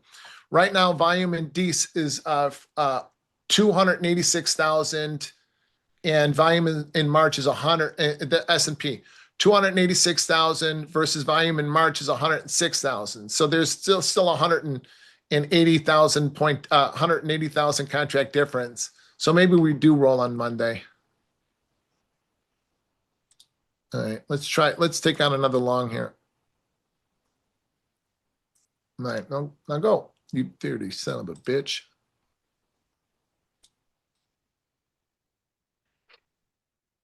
All right, I've got 2 expenses. I've got 2 scratches and 2 expenses. Long again. Now, bid them. Oh, God. Yeah, don't chop yourself up at the pay line. You're long from the opening range, which was very easy, or you're chopping yourself up here. This fucking sucks. If you're long, it's the best trades we have are always from the opening range, from 96.75. We have once we left the opening range, we never got back into it. So if you're trading the pay line, you're chopping yourself up. The pay line also happens to be the high of the night, which also happens to be well, not. It's getting close to pretty good resistance. 05 to 09. Yeah, it's at 69 level. It's just sticky, man. But again, the opening range has given us the best position that we possibly could have. So you want to trade with the algorithms, and the algos are using the same exact criteria for entry as we do. Now we're getting along. Now we're going here, and I'm looking at the opening range and trying to make a point, and I missed my entry. But my nudge here. I'll buy those just to now act like I'm long for most 75. Okay, scratch stopping at 0.75. I did that just to show you how to manage this. So now I'm acting like I'm long from the pay line. I am going to pay for my trade at 11.75, which is the rotation. So I'll pay for it at 11. Take profit on them. See? So now this takes me out of the equation. Out again. Okay, put them on again.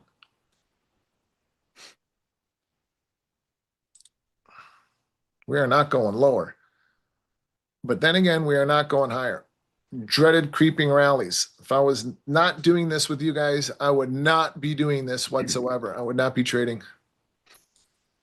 Okay, now, never canceled my 11, so I should be getting to the front of the queue. Long 075s once again. Scratch stopping, can't lose money. Now, go. Momentum. Buying. Go. Order flow. Like I'm talking to one of my daughters. Come on, sweetheart. Right now, I want to talk to it like it's one of my sons. Come on, you son of a bitch, get up. Oh, Well, I shouldn't. I'm not calling my wife a bitch. I love her with all my heart. So come on, you dirty dog, get up out of the dirt. So I want to trade with the algorithms as they are. So I'm going to be long from 96.75. Lisa traders in my group are, or I'm going to try to get long at what we call the pay line, which is 0.75, which is what I'm doing, and I'm spending money around it. But I don't mind doing that a little bit because I've got 11 points or 10 points into it to pay for it and take profit. But there needs to be some order flow in order to get us above that level. Now we get above 11.75, then it's 15 handles at a time, 15 handles at a time until we get up to all-time highs, 69.53. So this is a breakout that most people are fading. You know, don't buy strength, right? Is that the general prevailing attitude? Don't buy a rally. Well, why? You know, I want to trade breakouts. Yeah. You know, now in the broader sense, but at the same time, I also want to trade my process. My process has us, if you weren't, you know, trying to make a point of a scratch as good as a winner like I am, has us long from 96.75, paying for the trade at 04.75 and taking profit up here at 11.75, or being long from 0.75 right here and taking these up. All right, so picture long two with the break-even stop. Oh, you just got stopped. I'm going to stop talking. Well, not, yeah, every time you say that, I get stopped out. Not a break-even stop. A break-even stop, there's two. Scratch stop. Yeah, there's two different. So a break-even stop is different than a scratch stop. A scratch stop is your stop at entry. So 0.75. A break-even stop is when you pay for your trade and you use that money that you locked in as your new beginning balance, your new trading capital. So if I pay for my trade with 4 points then I've got, you know, I've got $200 that I can use as trading capital to be able to finance the next trade. Use the money you've locked in to finance. You know, I don't like pullbacks because of this. Oh, see that? Rollover, my brothers and sisters. Look at that fucking stinger. See how rollover works? That's why rollover sucks. That was a bounce. Wasn't that? It's just rollover shit. That's rollover. That's rollover shit. That's why I don't trade rollover. Your 0.75 bid, next trade, your 96.75 offer. Somebody comes in and rolls 10,000 S&P or 5,000 S&P in a low volume, low liquidity move, and there we go. Also today, the volume is going to be heavy today. You're going to see 1.5 million, 2 million contracts traded in a market that doesn't do shit. So everyone's it's going to be interesting on Twitter. Everyone's going to be talking about how great the volume was. Take a look at take a look at a volume chart. You know, the volume is always going to be huge during rollover. You can always tell when it is. All right, let's try to buy the opening range. Yeah, and by the way, there are larger institutions, commercials, hedgers, whatever, that have large positions, either long or short in this market. They want to keep that position for a longer period of time. And as this contract expires, what they need to do is simultaneously, let's say they're long, sell their position in one contract month and buy it back in the next contract month. That's a role for an institution. Yes. I got a sell stop in to get me short just in case they come barreling through the opening range and sell them. I would rather be short. I've never seen a bid I've not wanted to hit. I'd rather be short in every market that there is, except for gold and silver. I think of those from a long side. I would rather sell the bottom of the opening range than to buy the top of the opening range almost in any market. And there's reason for it. I mean, you know, I came of age in the tech bubble bursting, and made a tremendous amount of money in that. I've had great year, like 2018 was my first huge year on the screens in the fourth quarter. I started getting short at 29.44 and covered them down to the 200-week moving average at 23.46. Downside price action, COVID, tremendous amount of money from 33.97 half down to 21.74. And I missed most of the rally, by the way, in COVID, but caught the break. 2022, 48.08 to 35.02. And then, of course, this year, 61.66 to 48.34. I'm sorry. I'm watching my DOMs. Sold them too early, but I got them now. See, I'm much happier when the market breaks, even though we're not going anywhere. I covered those too fast. Oh, no, I didn't. I scratched them, put them back on. I was going to say, that was a pretty good scratch. That was, but then I slapped them back on.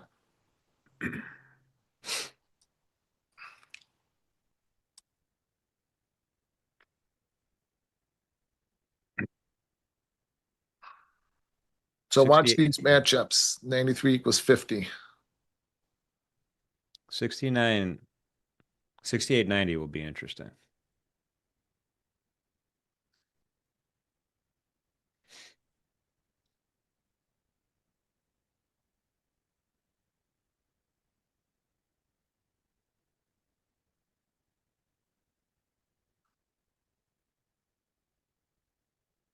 $68.90. If we get there again. We got there a We'll couple get there. times already this morning. We'll get there. You got the bottom of the opening range here at 93, Pax? Yeah, right here.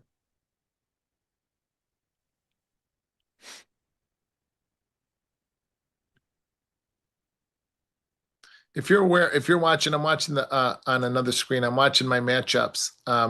If you're aware of the matchups, I don't cover those too fast.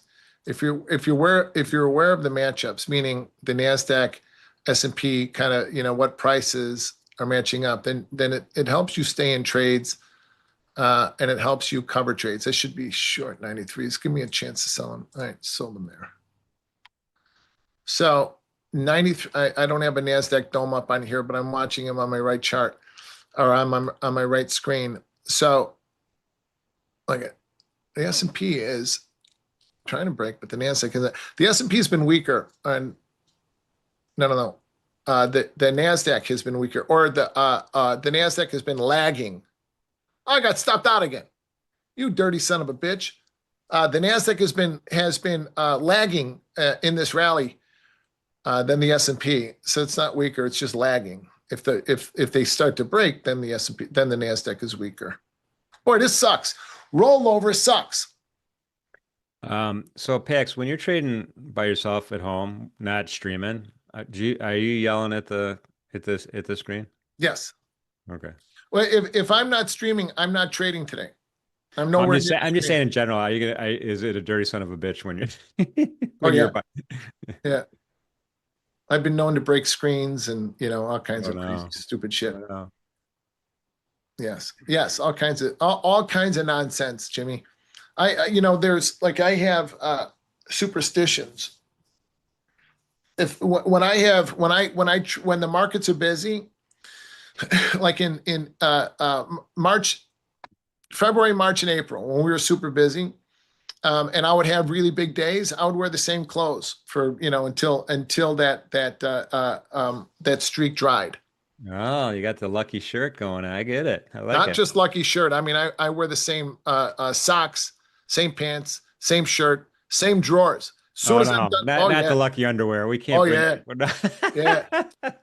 And until that streak ends, when I'm done, when I'm done trading, I go upstairs, take off my clothes, gently fold them up, put them in the bed, and get ready for the next day. I've done that forever. Or like my desk that my screens are on.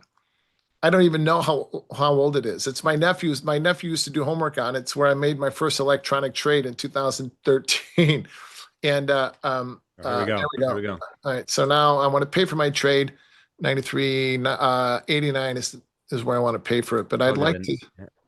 90s are interesting. What is it? 89. All right. So come on, honey. Pay me. Remove my risk. Remove my risk. Just wants to do it, man. It wants to do it. You dirty dog. There you go. Paid. All right. So I paid for my trade. So what that means is I've removed my risk. So I am short 2. I am long. I overtraded the shit out of this just so I can illustrate this to you. I'm short 2. I'm short 2 minis and I'm long 5 micros. So I'm short I'm short 1.5 minis. Yep.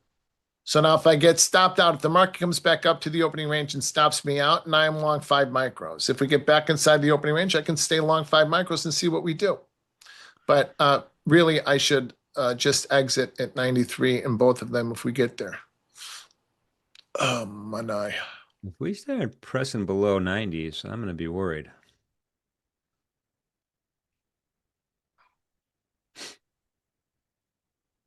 You still might have the 11s on and the micros. I don't know. Maybe you cancel them. Yeah, I'm not too worried about that. I should cancel them. I think I canceled them. Oh, you did? Okay. Oh, I didn't. What the fuck? Where'd that come from? I don't know. Okay, so safe. Now I'm short 2, long 5. The market is coming underneath my pay line. Now I'm looking for the first rotation at 78. So I'm going to buy 5 more micros at 78. So we use 79. Yeah, 79. So I'll buy 5 at 79. See? All right. Now I have no risk.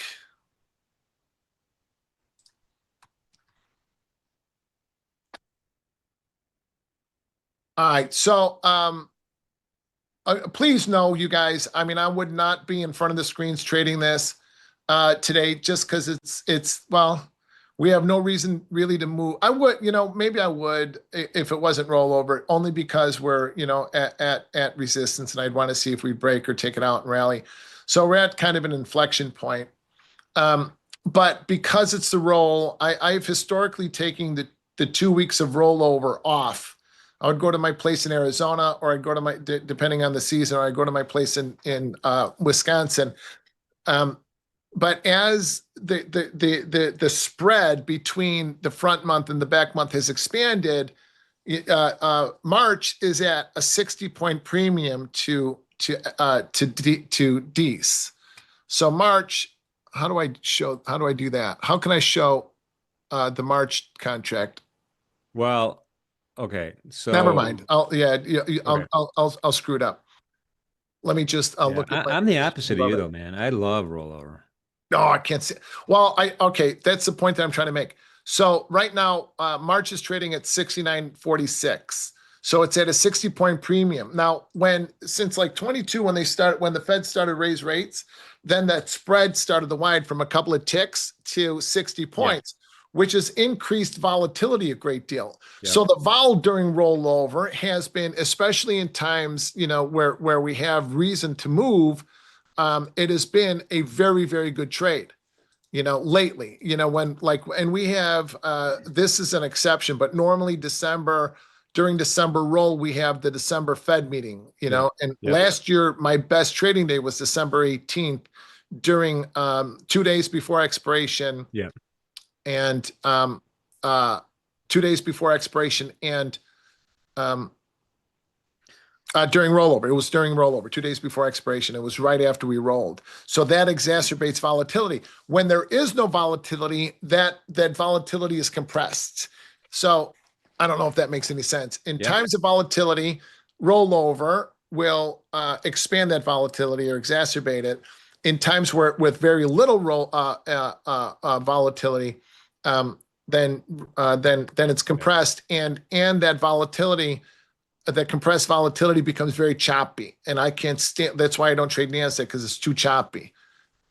So right now I've got a buy stop to cover my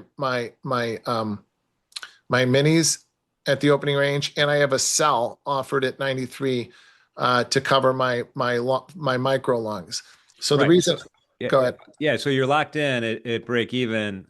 At a scratch, I'm sorry, on the minis, and then on the micros though, it's all upside. Yeah, well, okay. I can pull these 93s and give. I can pull that. I'm going to leave them in. I can pull the 93s and give my micros a chance to work, but then it defeats the purpose of why I took profit on them in the first place. 100%. All right, let's try to put them back on again, see what happens.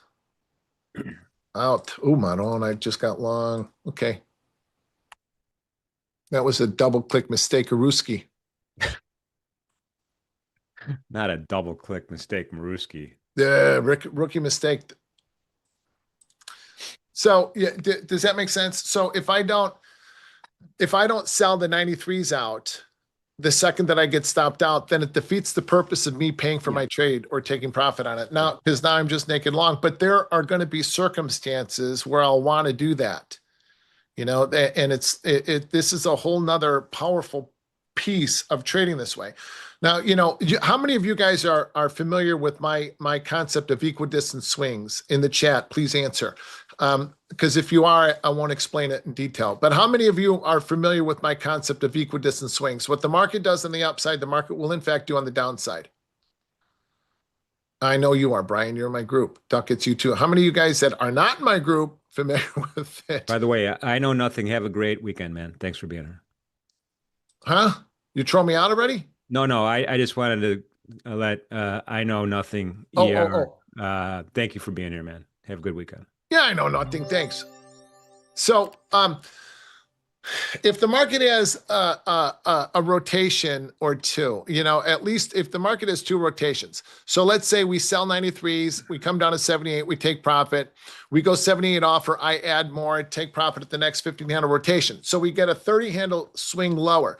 When the market comes back up to the opening range, what the market does on the downside, it will do on the upside. Those are markets I want to trade, not these markets, okay? Markets that move and that give me equidistant swings. So if we get a 30, more than one rotation lower, then I'm looking for more than one rotation higher. The market will do it almost all the time. It's crazy, okay? So always look for those equidistant swings, and I'll continue to talk about them on Fridays. So please tune in and I'll explain them as we go. It's just, these are just patterns that repeat very consistently. Nothing works all the time, but it's consistent. So in that case, let's say that we broke from 78, 68, 63. We broke down to 63. Now I'm short 2. That would make me long 15, right? I've took profit. I paid for my trade to remove my risk. I took profit at the first rotation on 5, and then I bought another 5 down here at the next rotation. So I'm short 2 minis, long 15 micros. So in that case, instead of selling out my micros at 93, I'm going to stop out of my minis, and I'm going to be long 15 micros from 63, 78, and 89. So now I covered my minis. Now I'm long 15. We go 93 bid. In my group, we're going to do what I call getting fancy. We're going to buy the bottom of the opening range because we are confident we're going to get an equidistant swing. So this is a chance to size up. We're going to buy the opening range. We're going to buy the top of the opening range. So I'm going to buy 93s and 96 75s. I've just doubled my size without doubling my risk. But I've also got 15 micros on. So I put in, we work above 93. I put in a 15 lot sell stop to ensure that if we come out of the opening range to the short side, I'm going to get out. Now, if we rally, now let's say I didn't double up. I bought 2 at 96.75. So now I'm long 2, long 15. So I got to pay for my minis. I sell 5 micros. I'm long 2, short 10. I mean, see, this is really intricate and complicated, and there are multiple layers to this onion.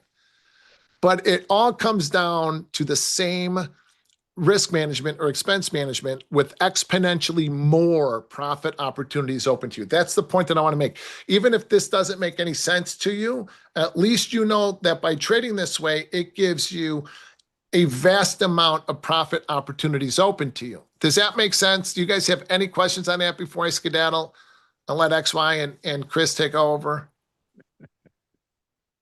Skedaddle. There's a word for our vocabulary. Hey, Chris and XY are in the house. Good morning. Hey guys. Hello, Morning. Lance. You guys have it? It really is, because there's a lot of different things here that you've got to pay attention to.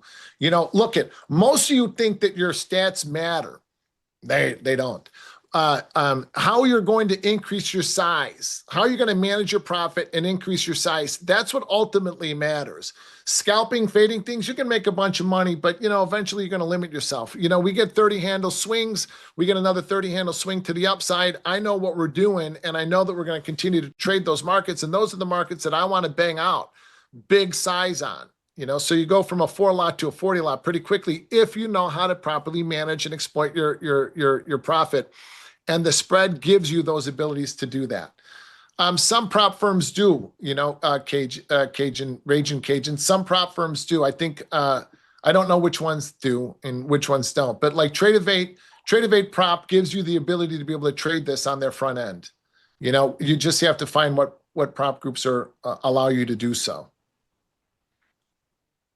Oh, that was awesome, Pax. I appreciate all that, you know, demonstrating it to everybody. No, we didn't do shit, so I didn't demonstrate anything. But yeah, Oh, you did. You had that first 2 lot, and then you covered 5. That was, and then we went back to scratch. It was a good trade. It made the point on how really kind of you could maximize your use using the strategy. you know, it's always better when the market moves to illustrate something. And you know, we're at the pay line. We have not accomplished 150 nano swing in the S&P. So this is a market not worth my money. Well, this is why it may, I mean, you know, Chris and XYZ are going to be looking for trades, right? And it's their job today to do that. And, Right. you know, the market is going to do that. And the market doesn't care what Chris and XYZ are going to do, right? So that kind of makes their job a little harder, but they're professionals. So I'm sure we're going to do good. Oh, they're great. The best of the new generation of traders. Ooh, you guys heard it here first. The best. Now, Well, of Pax, the new now, you don't know generation- XYZ well enough to know he's going to be saying that over and over again for the next 3 years. He said the best of the new generation. But don't forget, you know, that could be very fleeting.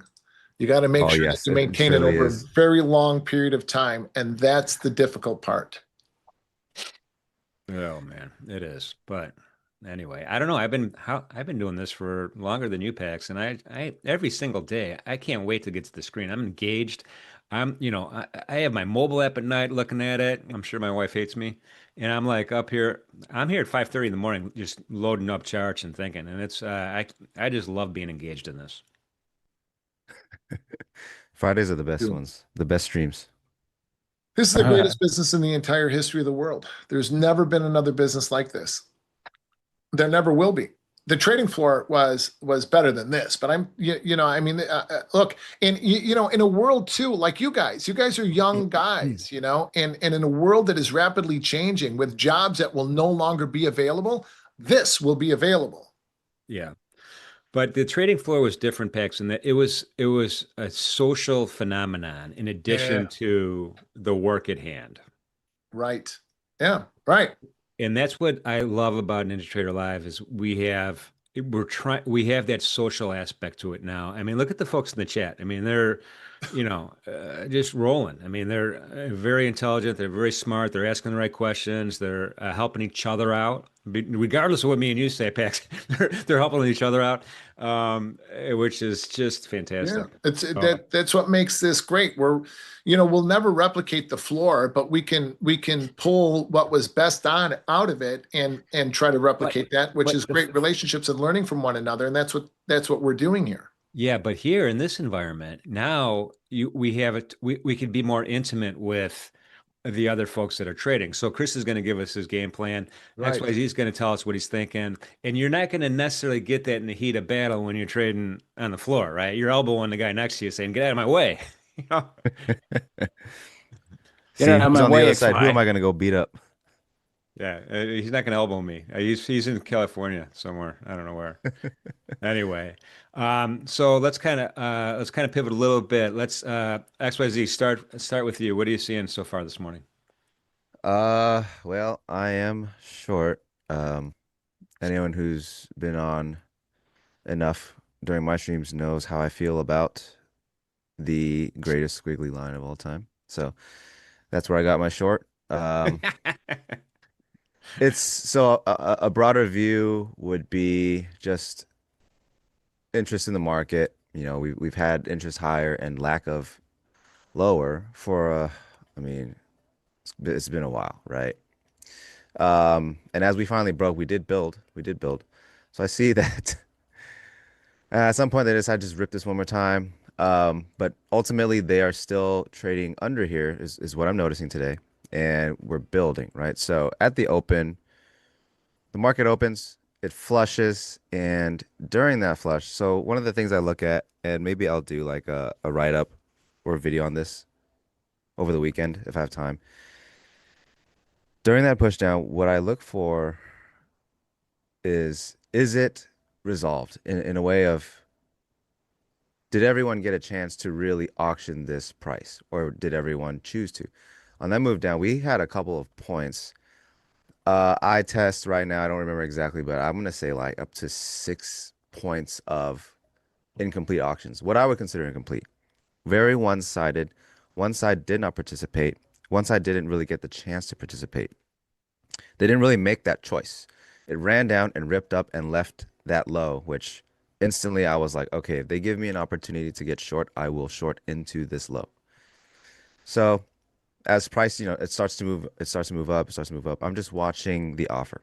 Every time they offer down, do they get forward progress? Sometimes they do, but instantly a bid floods in and it keeps going up and up and up and up. And it's not until they're trading VWAP, they keep trading up and up and up. Then there's, another cluster of a volume two-way trade, but then it gets left behind. Now they're trading downside. Now the offer is flooding downside and they're not trading those prices anymore on the bid. So that's, it's a good confluence. It's kind of like a perfect storm, A plus. Yeah. I'm Hey, looking for that XYZ. low. It's not to say that, okay, the market puts in that kind of low and it's guaranteed to trade. There's no guarantee of anything. The market really does not care.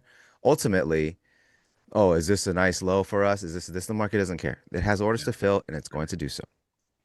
XYZ, My just to refresh everyone's memories, that 24-hour VWAP a rolling 24 or is it anchored?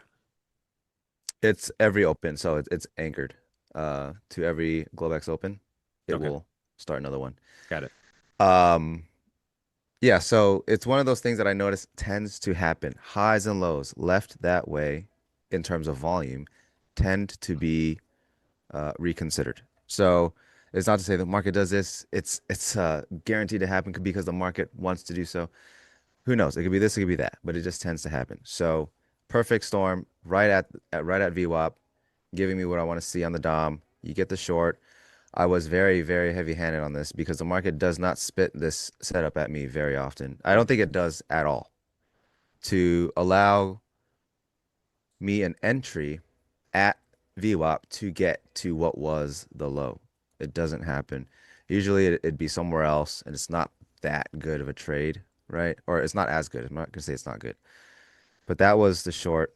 I was scaling in around here as the offers kept refreshing. So ultimately, this is you guys are seeing 608 half as a price because that was my last entry.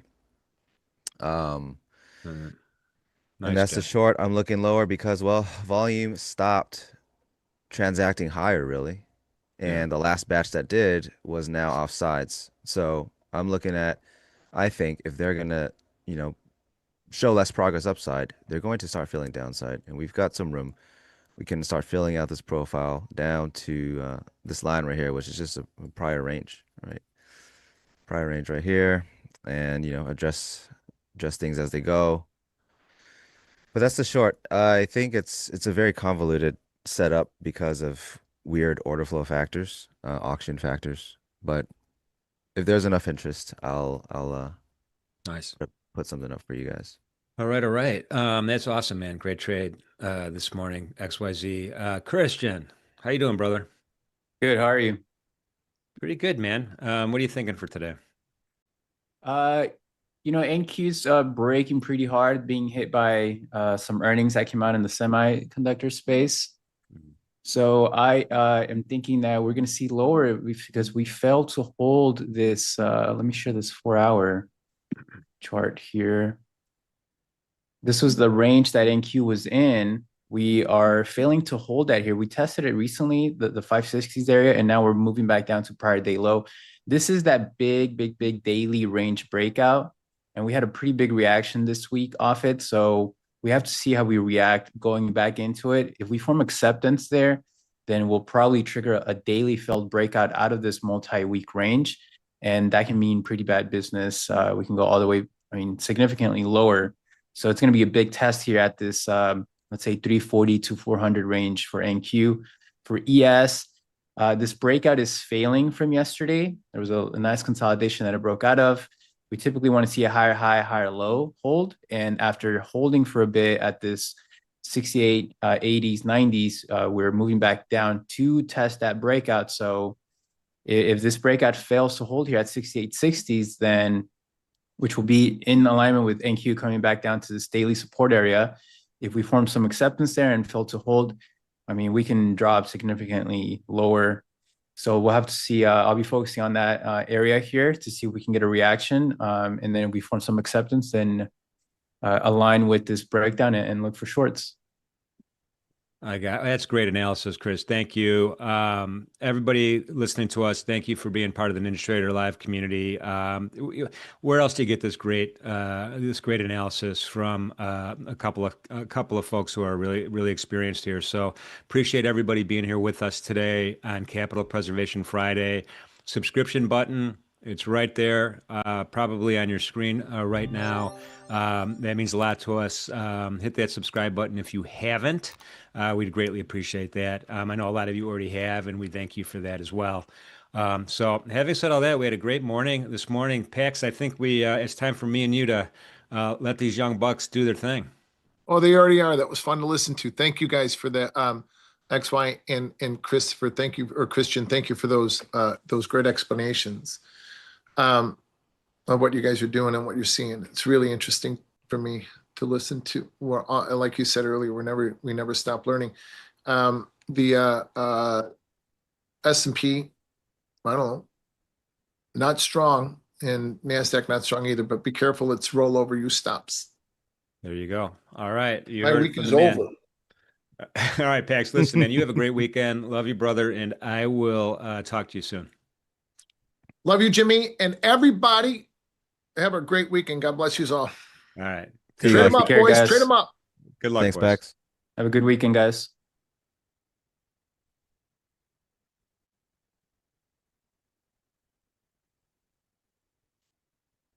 Yo. Yeah. So them's the breaks in the markets. Would not be. This bounce here very unsurprising because, well, if you don't need order flow, you don't need anything. Just look at the wicks prior range. It's been doing this every time, and you should expect it every time it comes back. Just don't know what the outcome will be on the bounce. We are still about 60 points away from the 9 EMA, so you could definitely keep bouncing, but the EMAs have began sloping, which is why I am not giving up this access. I have Hive-Day access for, lower potential. Let me see. Nice, Fractal. Good to hear. Yeah, that's awesome, Fractal. That's a very good testimonial for the show, for sure. Yeah, Josh, we lost 560s. That was the base support. We back tested it here. We broke lower, tested it, and then saw the rejection move lower back down to 410s, which is pretty much around where we bounced from yesterday. So we are coming into some support. Here's that test yesterday that we bounced from. And we want to see now if we hold here or do we form some acceptance and then continue lower. Pretty divergent market. We have a lot of distribution happening in tech, semis.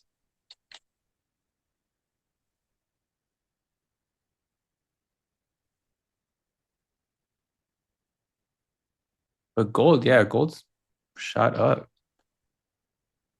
Look at that. Dude, gold, I know. I looked at it in the morning. I was like, wait a minute. Is my chart bugged? It wasn't even, it was just like this. I didn't even see where it was yet. And then I had to scroll up and I was like, oh, all right. Messed around in that range for 2, 3, 4, 5, 6, 7, 8, 9, 10 days. Looks like they made the choice of upsides. I mean, you keep tapering either side. It's never going to stop until someone wants to buy it through. So this is kind of like a perfect example for how you can utilize volume. It's right, taper. Always a lack of interest. Upside, they tried it once, again, and now on the break, you can see that this build, and they build it again. Refer to all of this, right? There is a difference here. Lack of a build, lack of a build. They're building higher, and then it just rips, right? The shorts, everybody, get out of the way. Shorts are buying, buyers buying. Market sees this. It is what it is, right? So this is a pretty good example of how you can use volume to gauge interest or lack of, and then ultimately the market's going to make a decision on either side, right? And it just so happens that now the decision finally made, there's just not enough sell interest for the buy interest in this range, and they have to explore further. And if you want to buy, you're going to have to buy these prices because no one's willing to sell it anymore. And we're up at the highs, or yeah, we're up at the highs. Coming back, I would expect this range to hold, right? So this is to me the most recent volume What range? that What held level? What numbers price. are those? It's like 4315s to like the 4300. And that's because this is the most recent volume. So if you were looking at candlesticks, it'd be like 4308 down to 4290s. But I'm just measuring volume.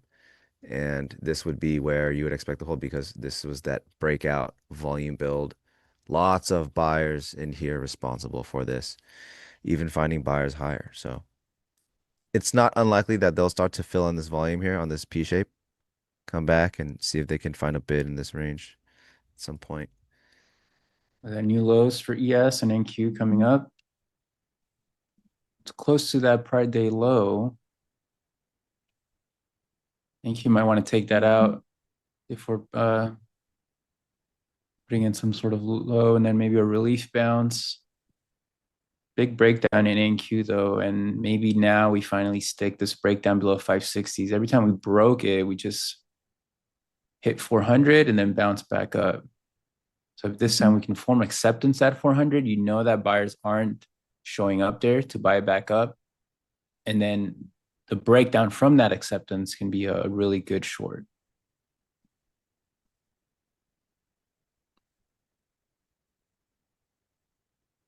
What times are you looking for your volume profile? This one is a 5-day rolling. These are all daily profiles. 24-hour session, 23, if you want to be, you know. This is RTH only on the 1-minute chart.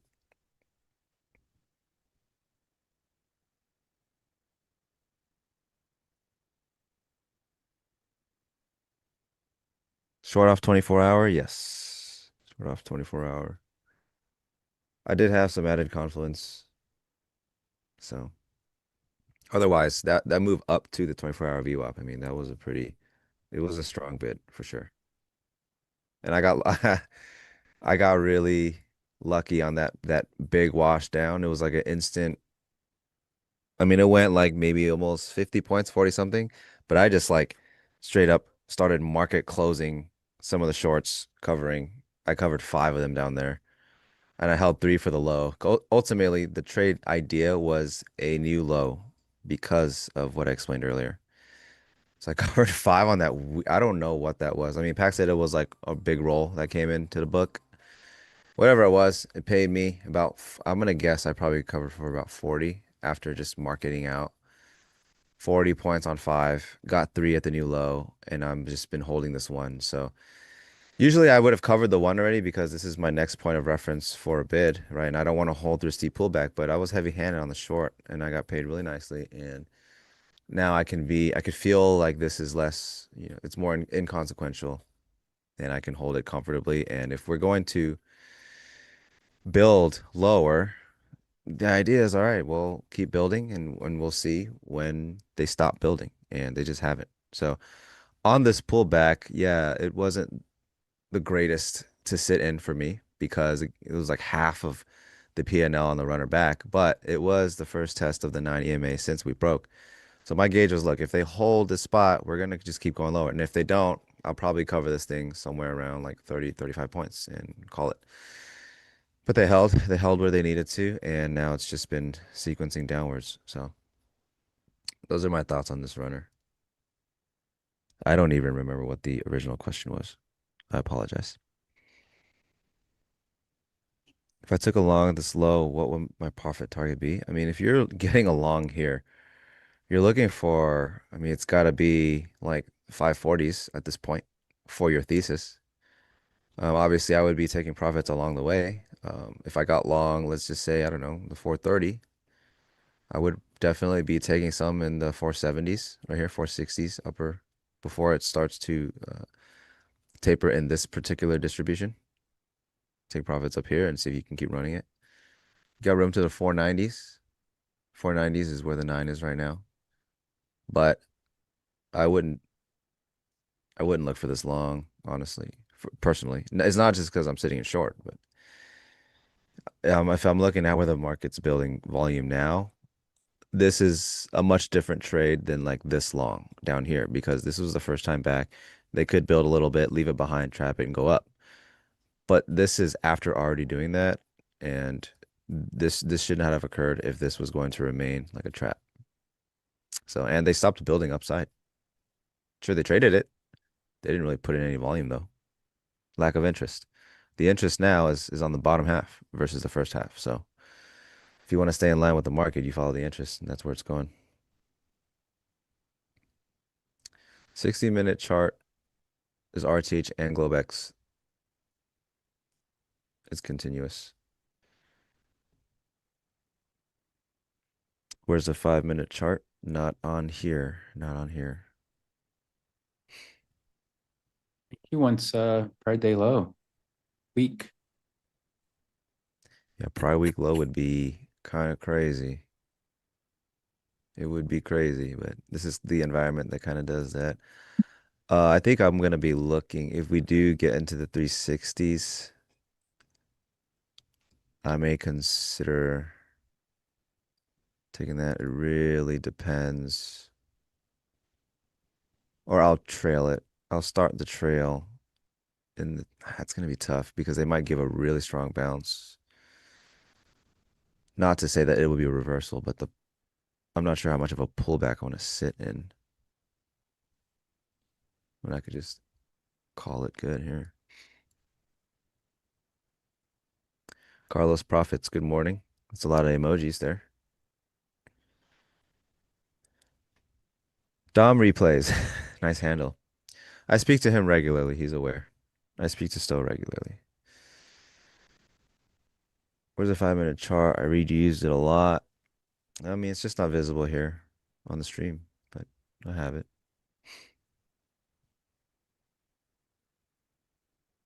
I don't use RTH VWAP. So yeah, I did have it for like maybe like 3 or 4 days at some point, like long ago. But I found that the RTH VWAP keeps it's like the same. It ends up being very similar to my 5-minute 9 EMA. So I was like, well, if they're both going to be like the same, I'm just going to keep the 5-minute 9 because I've been using it forever. And that's why I don't have RTH VWAP. It's absolutely not to say it doesn't work. Clearly, I think it does. If I keep the 9 EMA on, which is similar to the RTH VWAP, I do think they both work. But yeah, that's why I don't have it. It's not because I don't think it's useful. Do I hold the gold 24-hour VWAP with way as much as you do in Q? I do, honestly. Um, I think all 24-hour VWAPs are important because of what they are. They are just where there's most the most interest in volume in the market. It's that buildup. You're always going to see increased pace, increased order flow at the 24-hour VWAP because, well, I mean, if that's going to be the average, the buyers want too long, at least at the average, right? You don't want a bad price. So if you consider that the average, if you have a big order to fill, if you are institutional or whatever, that's where you're going to look for liquidity to fill either side. So I think just intrinsically, it's important.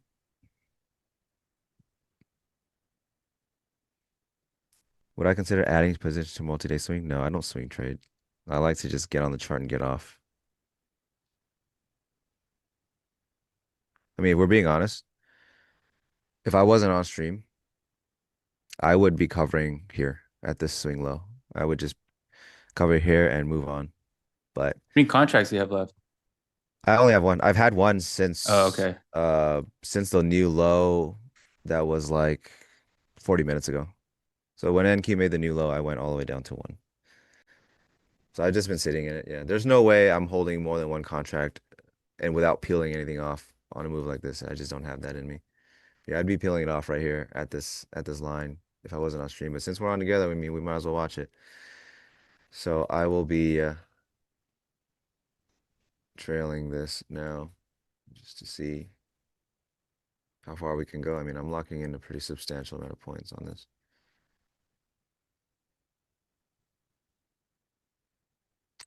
Trying to see. I mean, we could definitely find something nasty here. We've gone through the entire prior week's value on NQ.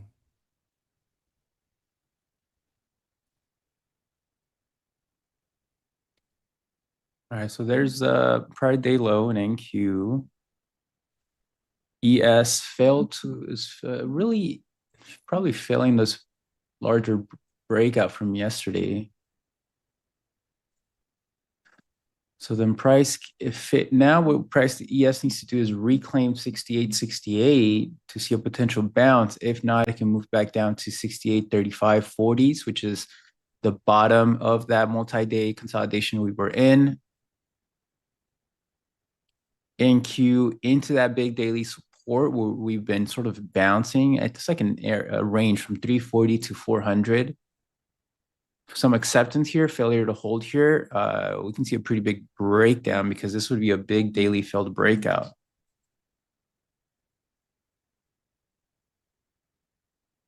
But yeah, this is most likely, let's see, where's, I mean, this can go back down to prior week low if it fails to hold here. 190. It really could.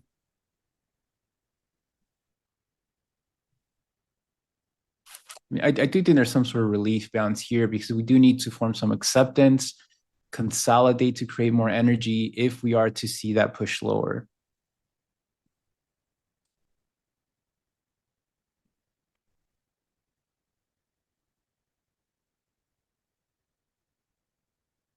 So let's see if we can get some sort of a bounce wedge structure, and then maybe there's a short setup on acceptance. I mean, I would be surprised if we get a third big bounce like we have in the last week.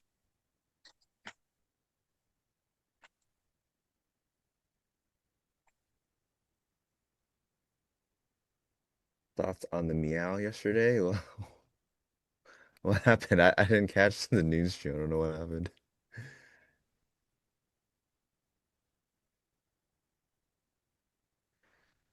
No way, tacky. That might be the craziest thing in trading I've heard this year. Why am I blue? What do you mean by that? So there's a I'm blue. guy named X Tacky in the chat, and at one of the streams, he was like, "I have 60 drawdown left in this account before it blows up." And he just told me I managed to take out a payout from that broke account. Took a small 5-day vacation trip. Now we back. So he had a $60 drawdown, and I think by the end of the stream, he scalped back like 1,200 of it. And I guess this is where there's a 600 lot sitting 360s NQ. Very Do I have a curious to see. filter Yep. on? Oh, they filled him. 600 lots just filled at the bid. So if anyone was doubting how much interest downside the market has, they quickly filled 600 lots bid side in one go. So no one should be sitting here going, yeah, I don't know if there's enough sell interest. Someone popped up with 600. The market said, yeah, I'll take that. I will definitely take that for a sell. So I think we'll be maybe getting our 300-point runner. Yeah, hold that thing. At the end of the year, why not?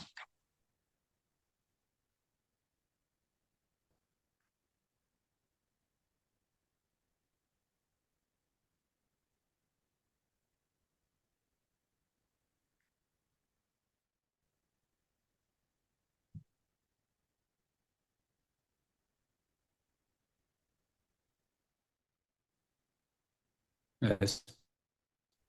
Big breakdown here.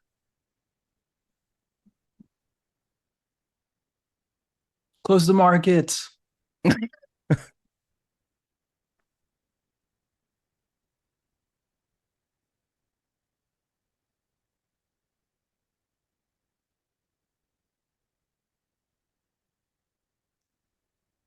I'm not connected to the Wi-Fi. Can you guys see me? Yeah. My internet's acting up. I gotta connect. Chat, I'm getting squeamish. I'm getting squeamish. Looking at ES, they do want to offer. Woo!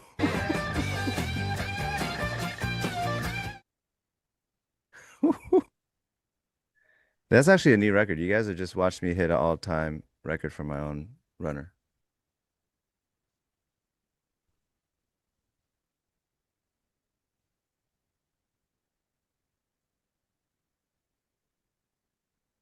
Oh, I muted on accident. You closed it on that drop? It filled my limit order. Oh, sick trade, man. Dude, I got blessed today. I'm not gonna lie to you. Insane. Insane. Honestly, this week has blessed me a lot. Yesterday was really hot for me till I gave like almost 30% of it back on stream. But yesterday was still a huge outcome for me too. Yeah, guys, sorry. I'm definitely not taking any. I don't care what the market spits out at me. I'm not taking any more trades after that. I'm ending it on a high note for the week. Also, You can call it a weekend. dude, 300 points, Muckins 555. I mean, I think it's a market thing. I think I am a trader who is happy with like 30, 35. I think that's good. It's a decent trade. Obviously, depending on risk. But if you give me even 50, it's like, oh yeah, I would never not close any at 50. Unless it was like March, April again. That would be sometimes that needs to be where your risk is. But yeah, sometimes I think lately the market's been better for me when it gives the days that offer the moves. Not a common occurrence. Not something I expect to happen ever again. All right, we're back really close to that 6840s, which was the next support down. I'm going to look to short a bounce here if we can get it. This is a big breakdown. So let's see if we can bounce into the this 20 EMA cloud. But it does look like a good time for a relief bounce.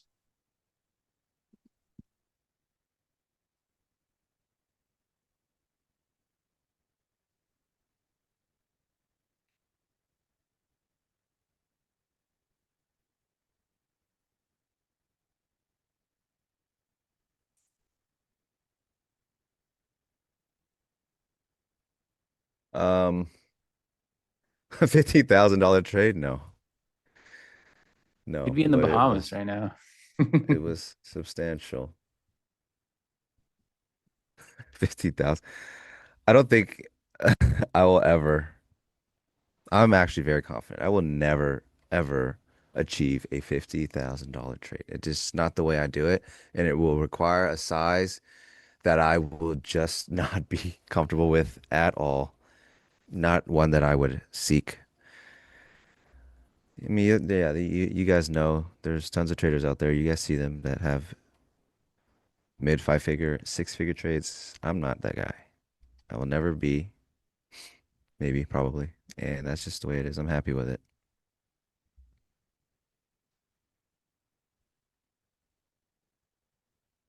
Well, wouldn't you naturally be trading that, be having that kind of P&L on larger size? Like as the account grows, the account gets higher, your risk gets higher. A $50,000 trade can be 2 to 5% of the account. Right. Yeah. If I ever had an account that big or just be able be comfortable with that much leverage in my trading, sure. It's all the same thing, just different size. I just don't know if I ever would be. But as of right now, it's not something I seek. I think that's more of what it is. I don't if I whether or not I would be ever is one thing. Right now, it's just not something I'm seeking, so to speak. But who knows? Maybe sometime, maybe one day, some big wig is gonna throw money at me and say, here's a shit ton of money. Do what you do, but with this money, and I'd be like, sure. Who knows? Right now, it is not a foreseeable outcome. But I wouldn't be doing anything different. Yeah, it would just be size. Yeah, anything over 40 and you're a happy camper, me too. I was a happy. I had 9 on, guys. And when that market just went instant like 50 or whatever, I was like, I don't even care where I get filled. I'm getting 5 out right now. So yeah, that 40, I'm happy. Even if it came all the way back on the remaining 4. It's good enough for me.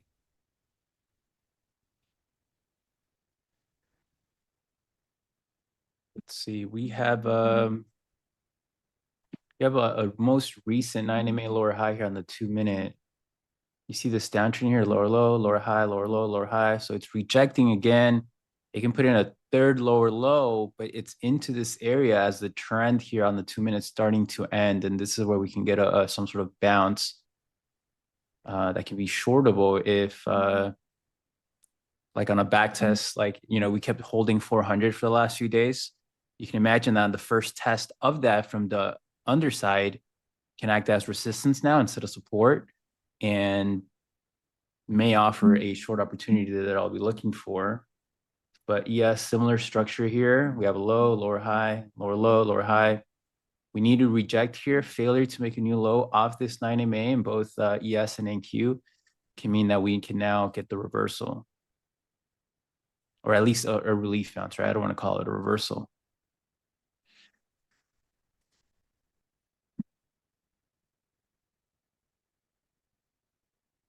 But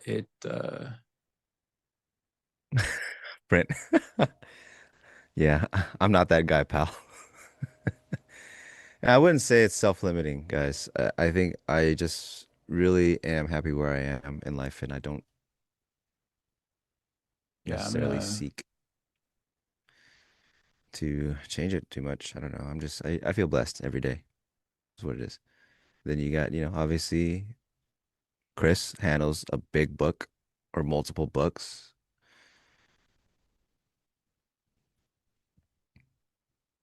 I don't hear those sounds anymore from your alerts. What happened? yeah, I had to take them off.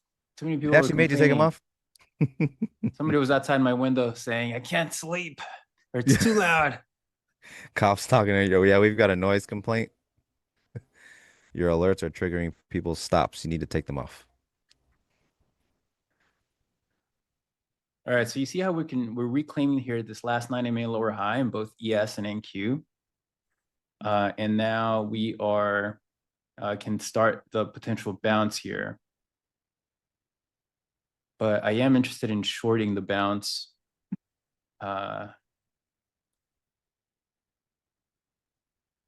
do kind of want to bring the alerts back.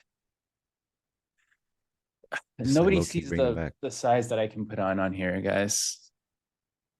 But I do trade significantly more, but I can't share that here. If he does, the market makers will see. I used to trade 20 to 50 contracts daily, but it was a, you know, That is crazy. high 7-figure account. Everyone is so interested in the P&L. After commissions, it's just short of 15K on that trade, guys. I'm not taking another one. Not after that. The market's not giving me anything that good today. Slippage wasn't that bad. I'll tell you this, that my commissions, because it was at a not a type of broker like this where, you know, this gives you really good commission structure, but it was anywhere between 15 to 30K a month just in commissions. Yeah, commissions, they'll definitely get you. Even on really good tiered commissions.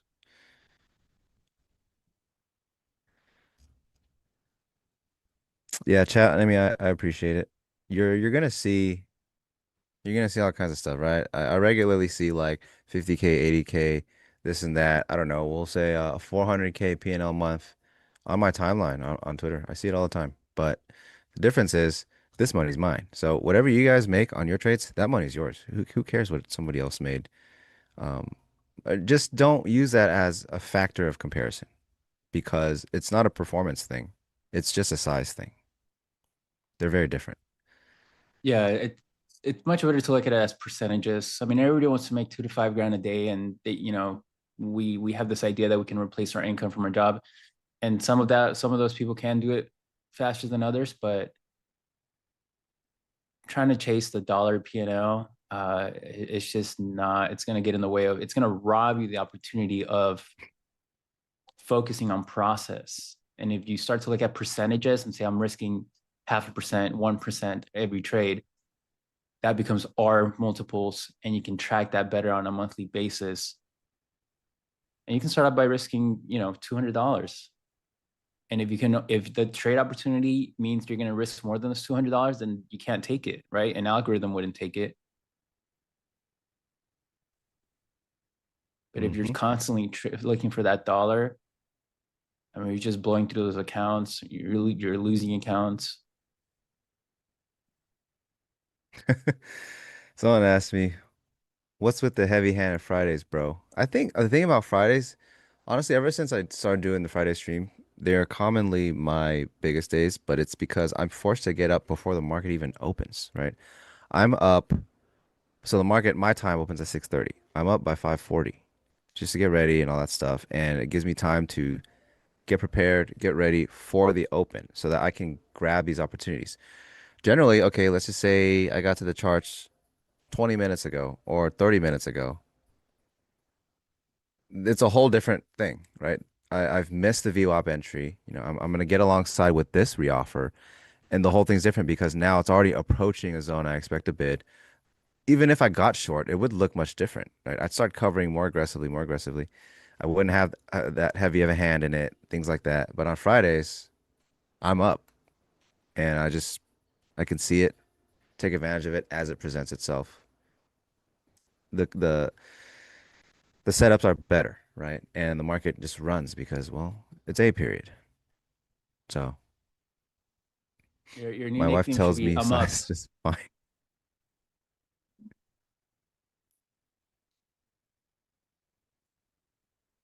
I've been trading for 15 years, Darion. No, I did blow up accounts when I started, but my biggest dollar, I mean, you know, I'll share a dollar loss, but you got to understand it's a small percentage of overall book. My biggest dollar loss was never mind. I don't know if I can say it. Say It's it, high say it. 6 figures. Dude, I would But curl look, up in a it's ball. it's under, like, it's a small percentage of the account. Right, it's a big book. Like just percentages that matter, guys. But I mean, that was, my biggest emotional hit because it was, back in the day that me growing up from no money, it's like, how can I just lose this? This is a house. So it took me 6 months to make that back. I had to grind it out.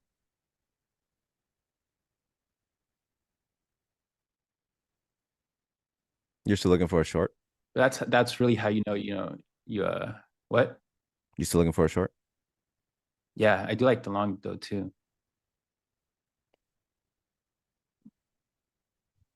It was sub 10%.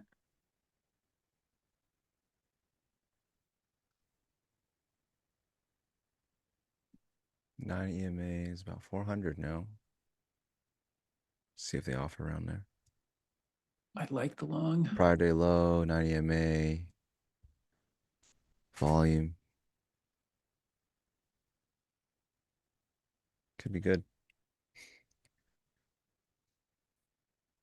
No, but I do want a short, but I mean the long's setting up here for a relief. But ideally I get to short a bounce in the 5-minute 20 EMA. Maybe that's around 400, 410.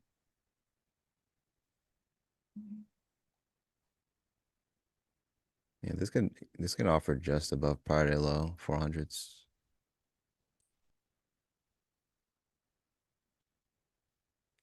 Hey, before I forget, I keep forgetting to ask production.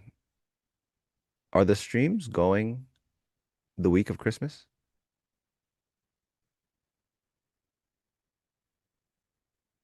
No, Anyone know?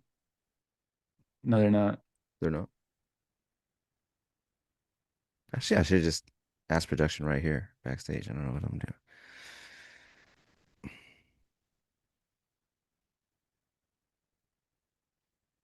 doing. They need a break. Oh, no streams. Okay.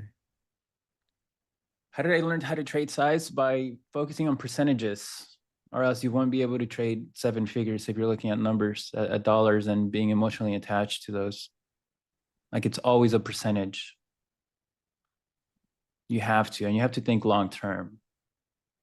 Because if you just have to.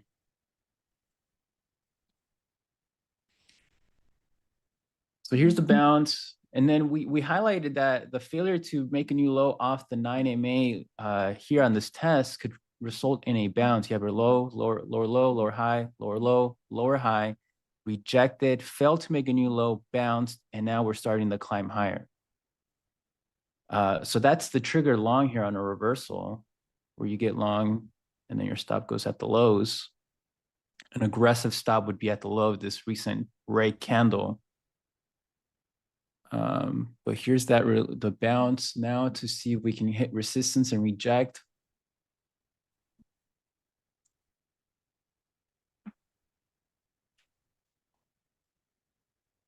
Someone said, just flip some micros for us. No, no, thank you guys. I cooked myself yesterday pretty good on behalf of stream. I think it's enough. Just changing some colors of these zones. I don't want to Is go it- into like Shoot, teaching mode here with these trades. I might have bottom ticked my exit. No, I think this goes lower.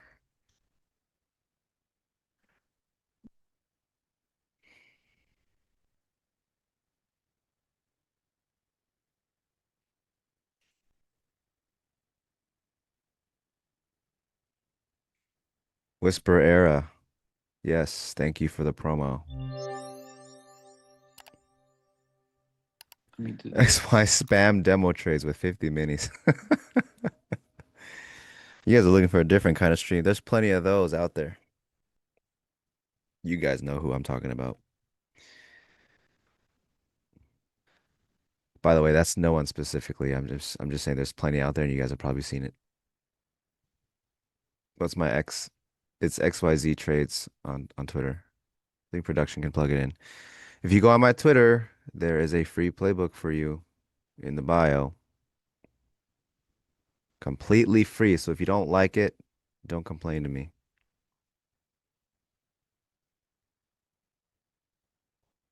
Yeah, this is going to bounce. I don't know if we'll get that rejection.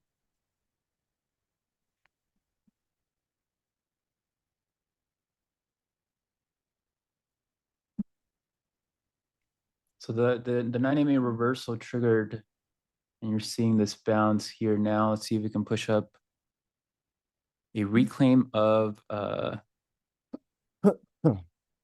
410 area would mean can mean a pretty big bounce. So let's see if we can find some resistance.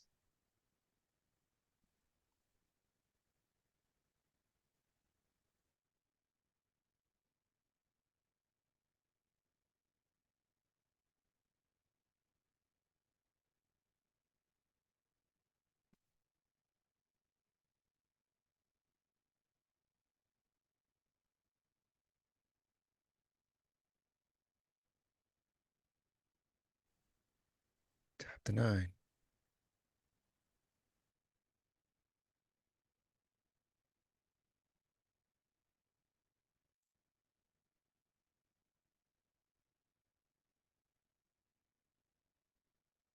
Can you talk us through your thoughts on GC using gold?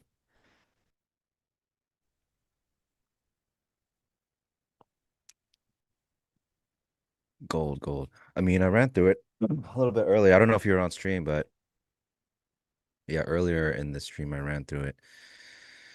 Basically, I mean, you see these zones now. Taper top, taper top. Now they're building top, breaks out, building higher. Interest is now moving higher versus prior when we were stuck in this range. Every time you would test one side of this range, lack of interest, lack. Now you can see it building. So, okay, breakout, sure. Now, at the time, this was thin. It was just this node, and it's like nothing down here. So I was speculating, yeah, they're going to make their way back down, re-auction these prices, right? Build out some volume. And they're doing so, and they're probably going to hold if they can trade into like the 43.15s, a little under. They're probably going to hold. I would expect this to hold. If not, I would definitely expect this to hold right here. If this volume doesn't hold, I think they give the whole thing up. But clearly they found a bid pretty nicely. Yep. So coming down, pull back, but higher low, and now they've been sequencing it since. See where it goes, but they've definitely built out this volume. So the interest has moved from only up here to down here now. So the market's going to keep seeking, right? It's like price discovery. They're going to keep going into these ranges where an auction really wasn't had and see at what point now then do new buyers step in, right? So these are pretty much laggard buyers. And this is happening because, well, if you shove late buyers out of the market, you're actually just it's selling, right? Late buyers would become sellers. The sellers are sellers. It's double selling. That's what makes the market. And at some point, they're going to need to find a spot where the bid is willing to step up now. So for the longest time, the bid wasn't willing to step up in these ranges. Only down here were they stepping up. You can see through the volume right here, right here, right here, right here, all tapers until they finally stepped it up higher, held it, and then actually this is the bid stepping up higher, willingness to bid higher. Now they go up to here, and now they're down here. They're looking for it, right? Is there a willingness? Is there enough bid to bid this higher? And they'll figure it out. They'll find out. And if this holds, they get back into this range. Now this would be the next spot where they would likely hold price if they come back to it. So that's my thoughts on gold. I would say a rebid in these two zones is not out of the picture. But yeah, it was super No thin short volume on the way here. up. So coming back down to fill it was not, unreasonable. Those are full session. Globex and New York, Sean. So I was looking for a bounce a little bit higher, that 410 zone. And then what I wanted to short was a higher low against it. We sort of broke through the 9 MA. We didn't create the higher low, so no entry for me. So now let's see if we can break lower, or if not, this becomes the higher low. And then we bounce back up. But either way, this can now start a 2-minute, possibly a 2-minute wedge.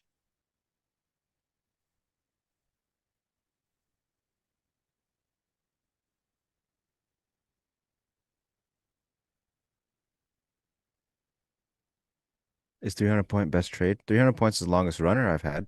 I wouldn't say today's trade was the best trade, no. Local, yes, but it's on the swing. It's for stocks. I mean, today's stock got hit hard, so I took some stops in stocks as semis got hit pretty hard. But yeah, same strategy. It's just a trend following strategy. Although I will say there's more reversals in day trading than in swing trading. In Swing swing. trading, it's mostly trend following.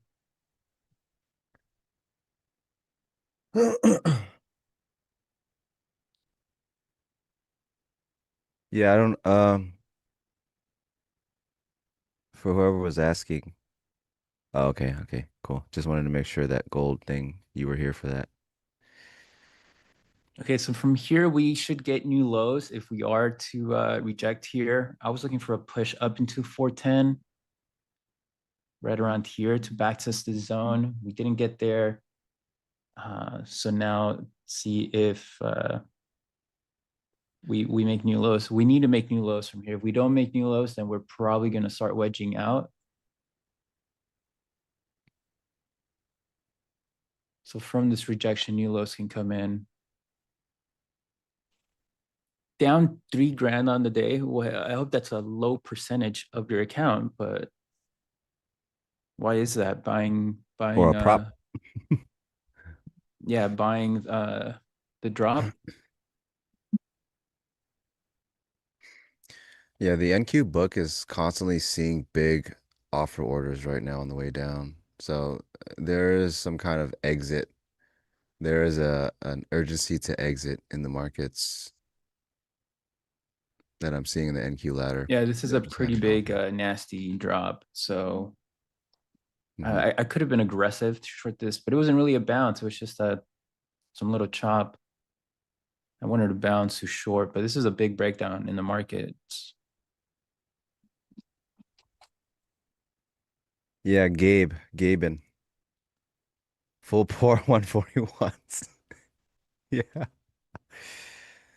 It's rollover, it's obvious. I mean, I don't know if anything's ever really obvious in the markets. That's quite a statement to make. If it were that obvious, I mean, I would hope you're up like I would hope you've doubled your net worth on the day. I'm not sure you can say anything is obvious. I've had plenty of, quote unquote obvious trades just blow up in my face. Sorry, I say we're like peanut butter and jelly. Smart. Um, You bought when I should sell and sold where I should have bought. that's how my trading started. I was like, I'm always wrong. Why don't I just do the other thing? And then I did the other thing and I still lost money. So I was like, all right, all right. Um, do I have a VIP Discord? No, I don't. I do. All right, I'll let you guys on a little secret. I do have a very, very, very secret Discord. And I say very secret because I made it for a mentorship that I did a few months ago, solely for that. And the only people in it right now are Leo and Stowe. And it's literally just sitting there because it was made and not deleted. And Stowe made me some emotes, some custom emotes. I think Leo gave me some too. Um, but yeah, there is a super secret, very VIP, VVVV VIP Discord out there. It's just that it might as well not be out there because right now it is not in use. So should I open it up? Gonna be the Wild West in there. I know I cannot moderate that. We don't have a moderator, so it's not gonna happen. I don't have a mentorship. Chris, do you? He's asking. Carlo. I don't have one. Sorry. I have a Discord group. It's more of a educational library versus like a mentorship, I guess.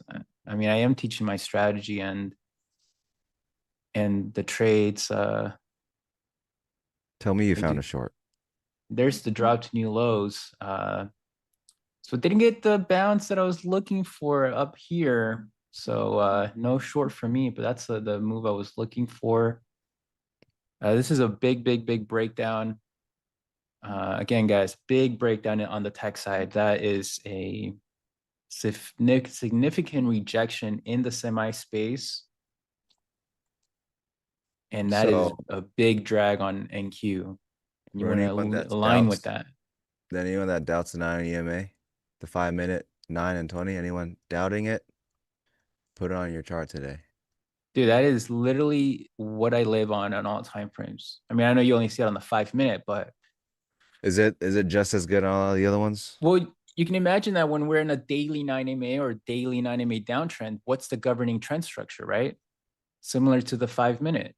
So what I look to do in trades overall is if we're in a daily 9MA uptrend, well, I'm buying pullbacks to it, similar like you would on the 5-minute, or short a bounce into it. Look at this. So if you got that short, that's a big one. Congrats.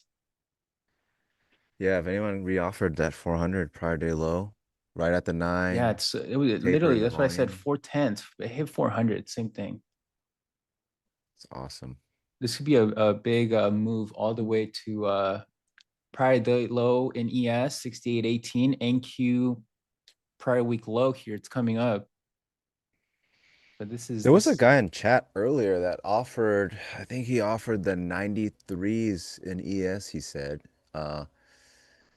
He is probably mega rich right now, I would hope. But we're getting double single prints, so that's something. But yeah, I think today is playing out to be a perfect hindsight example of where volume can lead you, in my perspective, in my lens. Look, for the longest, we don't have downside interest in volume, and we don't. We finally do.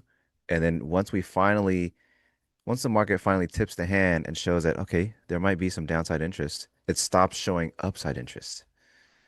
So you're like, all right, let's just go then. And it could be just that simple, just like simple price action, simple this. It's a different lens. I have a full, like, pure auction market theory lens. Even if I'm using non-order flow stuff like squiggly lines, EMAs, price action, blah, blah, blah. Everything in my trading is pure auction theory for anyone that's seen the playbook. And this is a perfect example. It's the auction. You're seeing it where the market wants to do certain things, where it doesn't. And if it doesn't, where does it go? Right. And if it does, where does it stop? But what a move.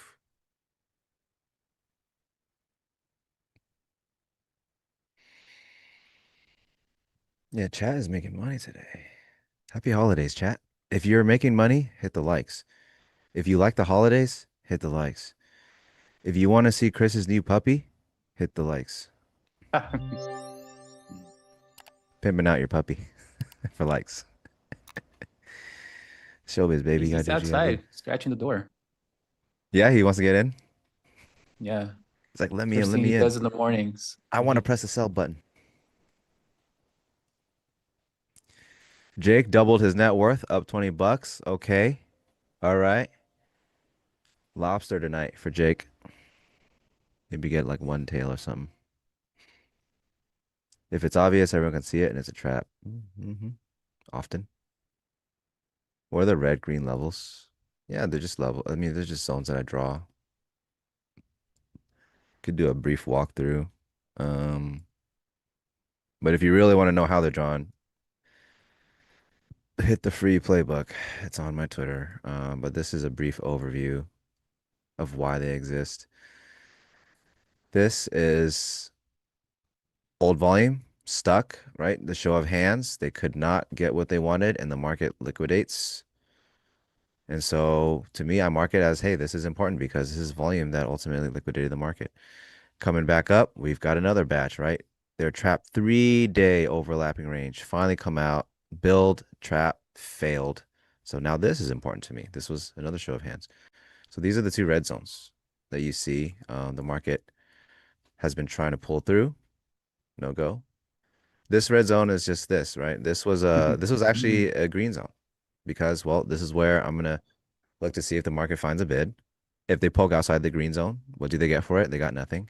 I just changed it red now because, well, what used to be a lack of interest offer side became a lack of interest bid side. And that's where my offer came from today. This white line was just this, right? Still taper between two sides. So coming up, it was a taper. And as they broke out upside, they started tapering in the bottom. So I just made it gray neutral. Today, we cut through it.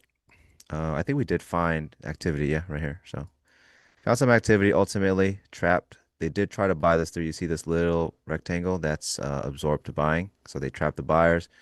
The buyers here cannot pull price up. Guess what? They got to go find some real ones. They got to go lower. So that's that zone. The green zone is this.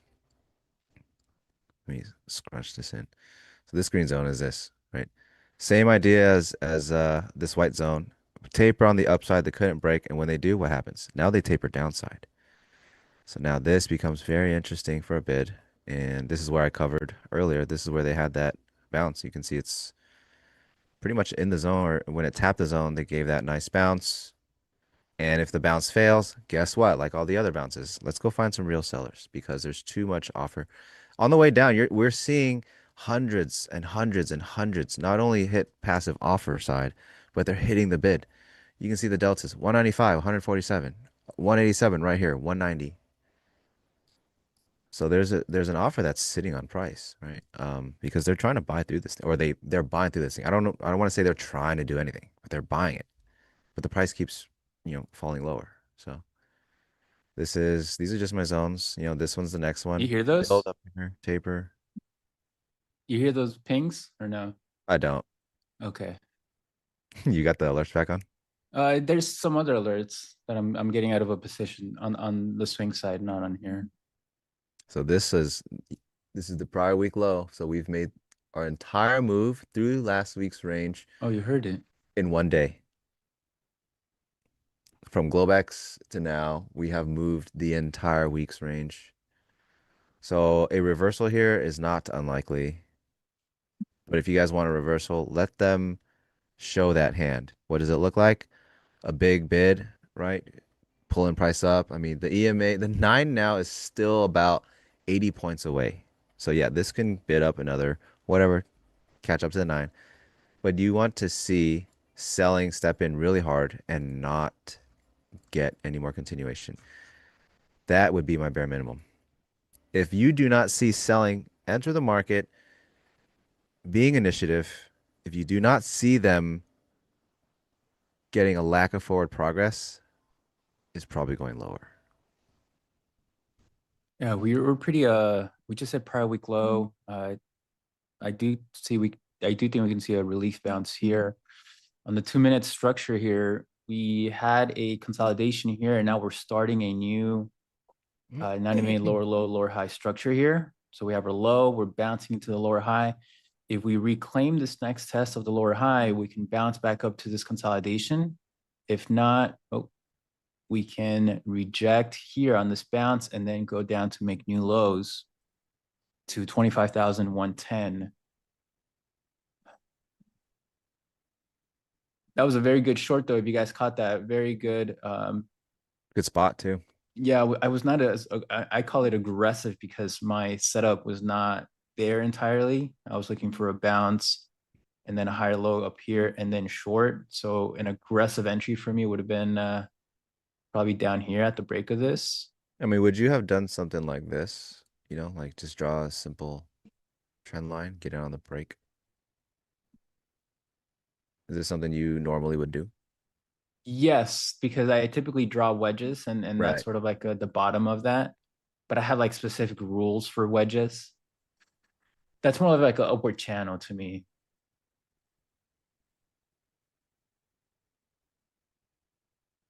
But yeah, that's pretty much that. But that was a very good back test of prior day low, almost a 410 zone. ES 68, 68. I was just not as aggressive to short there. Oracle's down a lot. I think I saw news come out. I think right, chat. they're waking up to Oracle's monopoly, or what are they doing where they're just like getting everybody to invest money in them so they can fulfill orders. You said they were asking the government to also invest in them. All right, chat. Let me catch up. Yeah. I just realized I went on this whole thing about my zones. Uh, generational lows. We are getting. Well, if and when we do trade 140s, I'm just gonna revise what I said. Like it could be that easy. I'm just gonna be like, you guys thought I meant 25 140s. I didn't. Then I'm not wrong. Um, let's see. Yeah. Yeah, very, very secret, guys. That Discord, very, very secret. And it's just the fact of the matter. I'm sorry. I I do see some requests. I do see some offers to become mods. I'm sorry. I can't really just trust that out of the gate, right? You might go in there and just blow everything up. Um,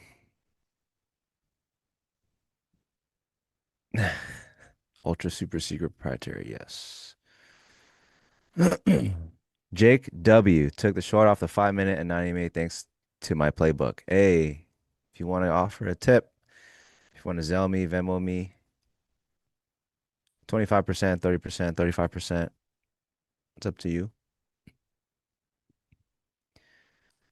We're at a good area here. The 6818 is where ES has been bouncing for the last week.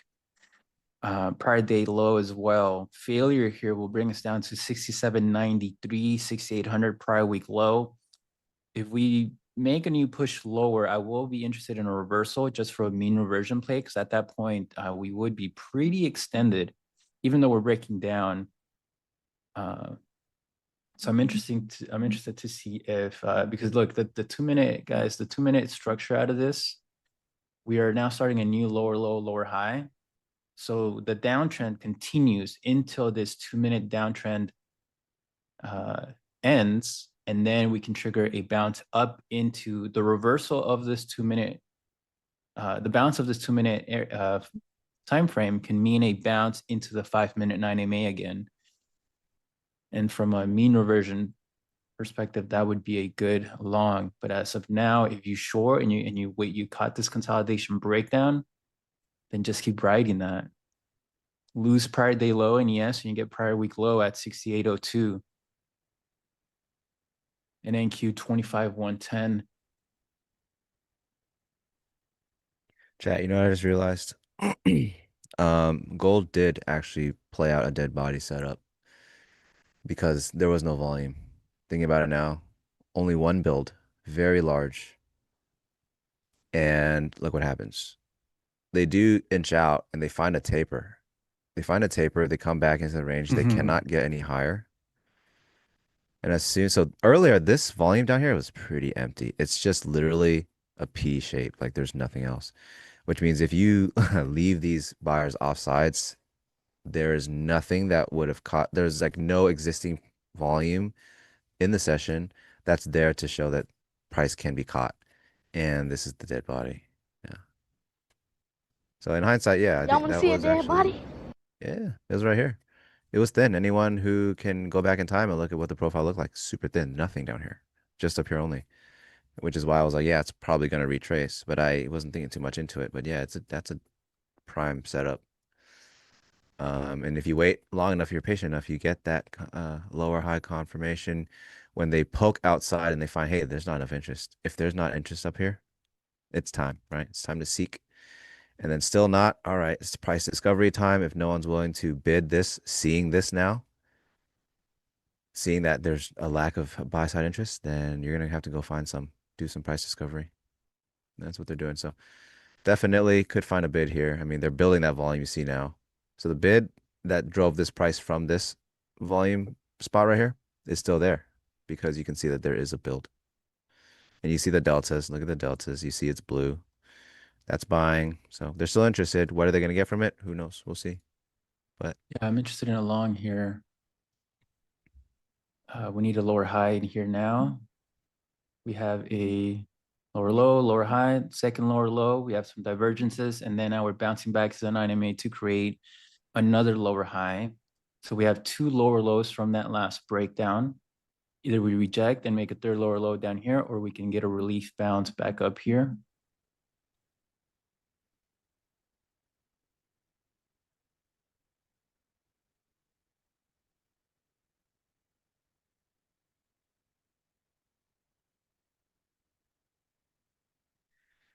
All right, chat.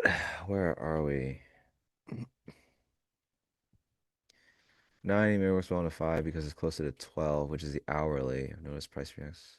Yeah, maybe coincidence, maybe not. All we need to know, all we need to be worried about is if it works, and it fucking works. Offers Sailor. I appreciate that compliment. Thank you. Did I see yesterday's epic meow? No, I don't know what that is. I wasn't on the news stream, so.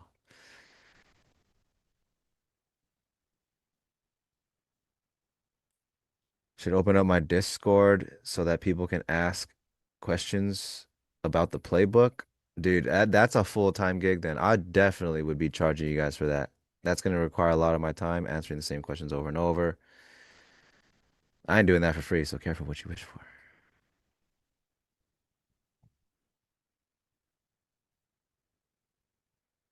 Everyone's looking at the one for the 140s, huh? David Jean-Pierre, I'm assuming is how you pronounce it. Welcome to the show.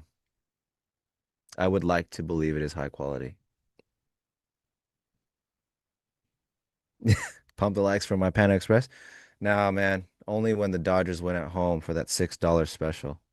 A succulent Chinese meal. Yeah, I won't. That is that. I'm not budging on that. That's where my limit order is. $6, Panda Express. All right, I'm gonna try a reversal here.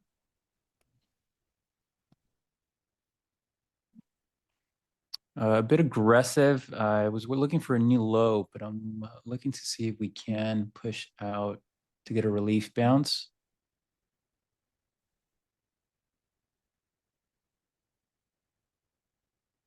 You're hitting the long here. Yeah, and I went with the ES because it's I mean, tech has just been super weak. Looking to see if we can get that relief bounce now. We'll probably manage tight because I still think we can see a new low if we don't get going.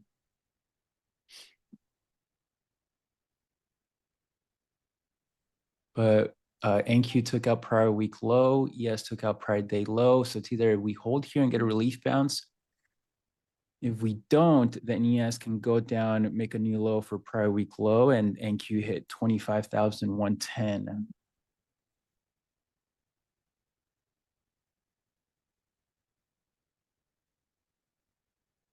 So we can't create a higher low here. I'll close it. I want a internal or tight higher low.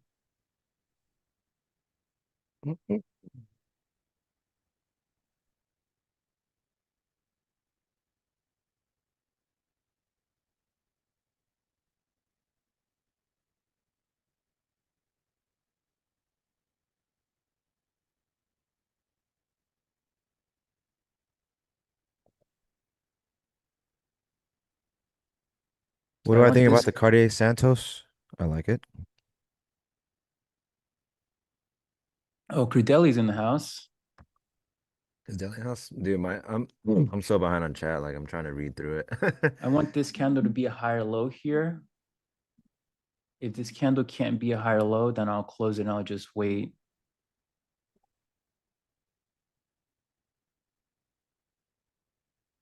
Just because of the tape we're in. And if we get a new low, I'll wait for that.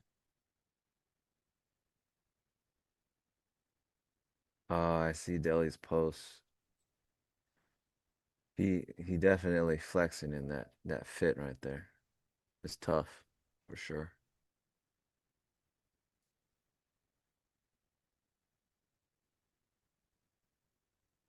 Okay, we have a higher low put in.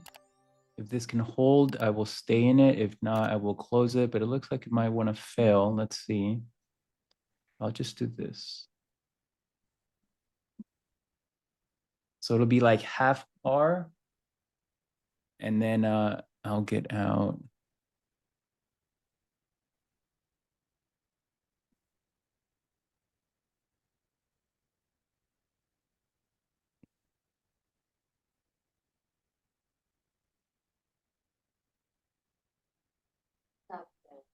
Okay, took minus 0.5 RR.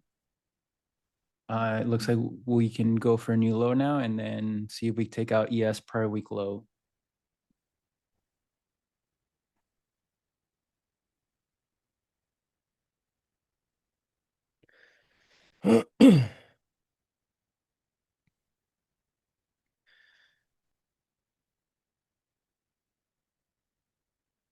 How's the weather in Chicago, Delhi?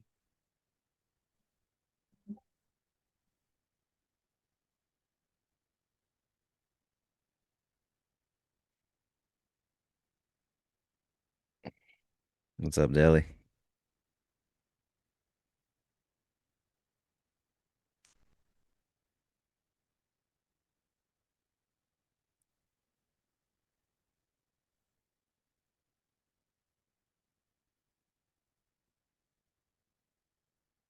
Trader Mike, thanks. Ooh, whoever that is.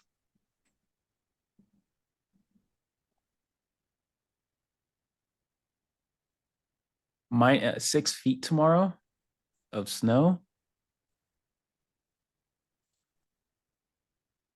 It's snowing It's out a there, huh? lot. It warmed up a little this week over here. I don't know why. But yeah, useless 178. Cartier Santos is a classic. It's timeless. And I did try on the titanium one that just came out a few weeks ago. It's nice. It's nice.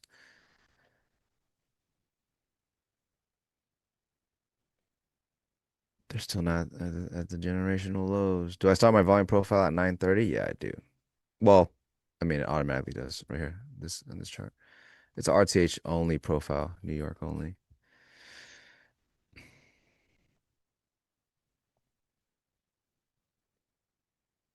Our new lows cometh. 110 in NQ, and then see if a prior week low happens in ES.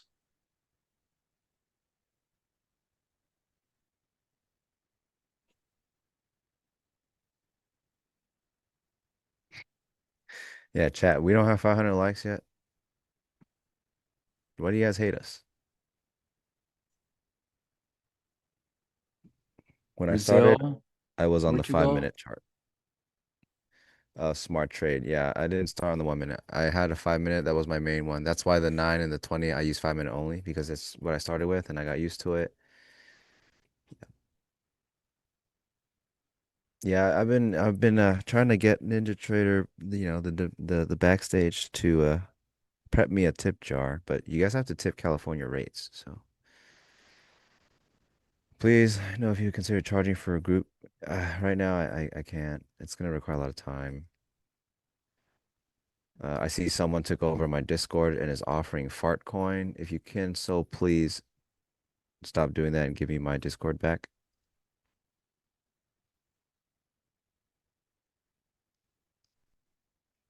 Portugal, what's up?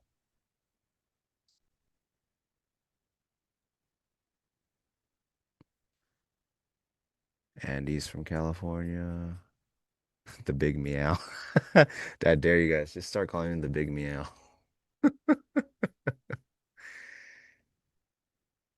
Sarah, what's up? I don't know if you guys are still here, but what's up, Sarah?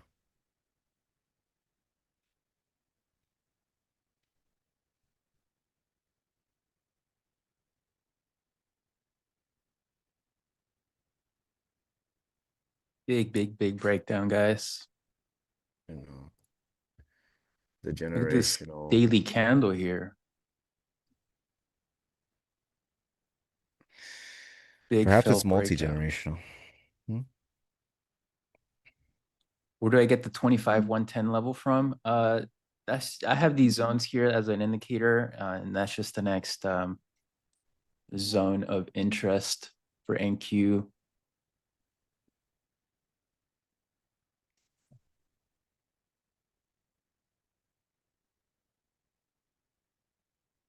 Big fell breakdown. Oh, fell breakout, sorry, today in the markets. Maybe it won't be a good Christmas. No Santa rally. Nah, they'll buy this all up. We want that Santa Claus rally. Where you at?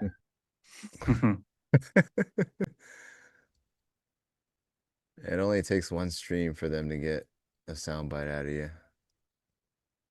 Learn that quickly. We've sold our voice forever. I know.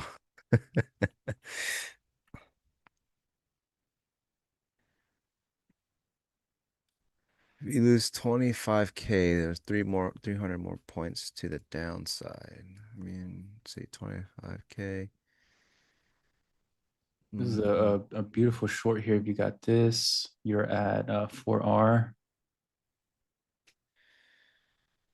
It's fantastic.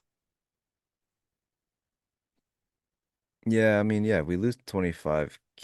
700s are definitely not tough to get to, but would they be able to do it today? I don't know. I would be pretty shocked if they actually cut through 25K today. It's going to be the first time back since, and they've shown nothing. They haven't shown a hand there at all. So honestly, they could not, but it's going to be the first time back. And I mean, if this really is a bidless market, sure, but I would be surprised if they don't find enough of a bid around 25K to hold it for the rest of the day. But hey, what do I know?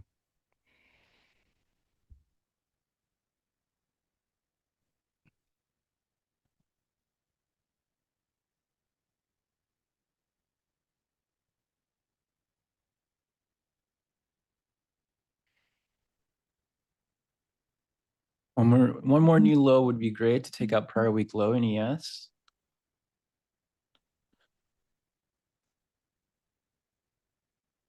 Or maybe price just wanted to make a new low and then now get the bounce, which was starting to look like it.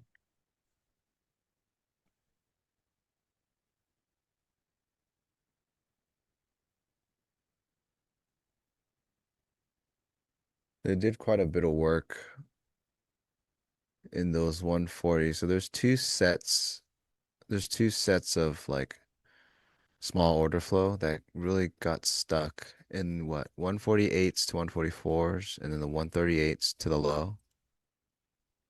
Exhaustive selling for sure. What are they going to get out of it? I don't know, but it's there. It's definitely there. So they're leaving volume behind on the downside right now, which is likely going to push price back towards a 9. And then the question becomes, I would say like maybe like the 512s, 516s. 516s begins the taper upside. And that's when they're going to make the choice. If they Wait, what's 512s? What is that number? I mean 212s, 25 212s. My bad. Yeah, so the volume starts to get thin around 216s to the 230s.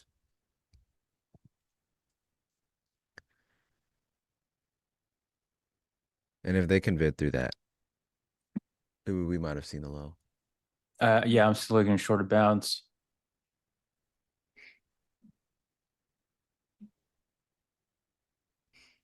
But I think the long that I was looking for was maybe a bit early, wanted to make a new low. We're now seeing a potential failed breakdown in both NQ and ES on the 2-minute. Again, this is 2-minute time frame here. But still weak action. I mean, I would short, if we get a bounce to the 5-minute 20 EMA, I will short that.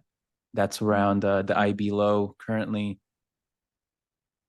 290, 300. So we bounce there, I would short. That would be around the 50 EMA on the 2-minute here. So maybe a bounce up here. Fitz is noting a gold bid at this spot. Yeah. Yeah. So that's kind of how you can, it's a real-time example. So we're lucky to have this now as an example, but yeah, you see this in my playbook. It's just, volume that leads to something significant.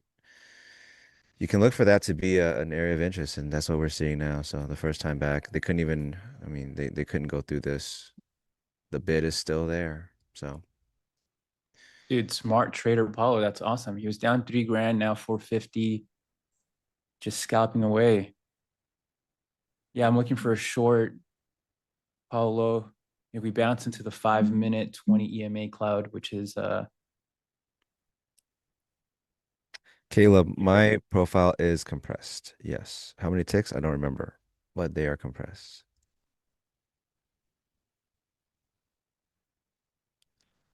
so we did trigger a 2-minute fail breakdown. We had that little consolidation where I tried a long here or NES, but I'm showing NQ. We had a low, lower high, and then failed to produce new lows to get 510. We reclaimed that, and now we're starting the reversal. And maybe this is the bounce into the 20 EMA on the 5-minute, and I will look to short that.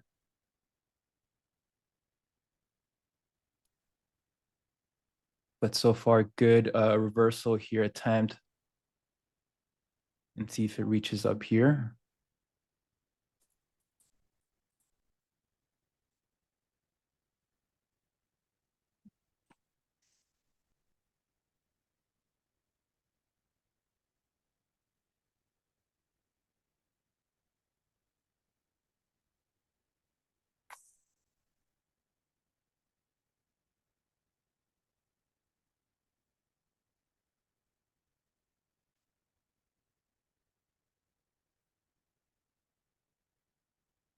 I have a 38% win rate and still pretty profitable. A few months ago, I had 70% win rate and miserably losing. Yeah. Really high win rate strategies are really hard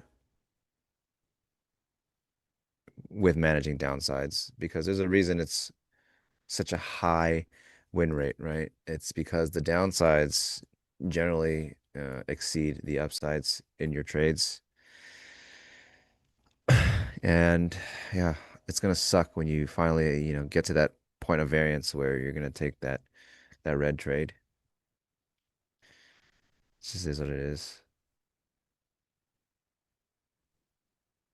We just tested the 9 MA again on the 5-minute, and we need to see if we can reclaim that this time or reject back down. If you're long, I see somewhere long, you want this to become a higher low now and then push out. If the higher low fails, similar to this last one right here, where this was a potential higher low, and you see how it failed. Like we bounced, we tried to hold, and then made a new low. That will happen here if we do not make a internal 2-minute higher low here against this recent low. If the higher low does not hold, then we're going to see a new low into this next zone here. Because now what price is trying to do is create a new higher high, higher low structure out of this downtrend, which was lower low, lower high, lower low. So now you want to change in structure to be higher high, higher low, higher high. And if that fails to produce, meaning the higher low fails, then you go back down to make a new low.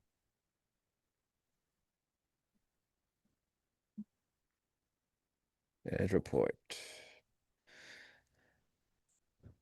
Crude oil trading off session lows. Everything but, oh yeah, no, everything but gold. Well, I guess gold is session lows, actually. Oop.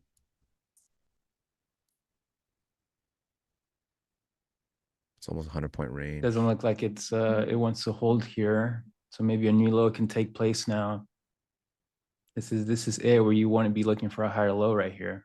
Has to be around here, yeah. If not, new lows is coming. So, you can manage your long if you're long against a higher low, like how I did. I only took a 0.5 R stop because if the higher low failed, was a new low coming. So here's your higher low attempt. We'll see if it gets into the 150s. We'll say about mid 150s, 155s. If you guys do see anyone that's looking at order flow, if you see any kind of taper, that could indicate that it's going to reverse, because when they were down there just previously, they put in quite a bit of volume and it didn't break. So if price comes back into that range, 155s down to the 130s, and they're not putting in that same volume, it's going to be a lack of effort. And if the market is going to make that choice, it's likely going to be a reversal. Not to say like it goes all the way, but it's probably going to be a pretty significant bounce. That'll be the higher low spot. Spot to gauge for order flow. Mid 150s all the way down to the 130s.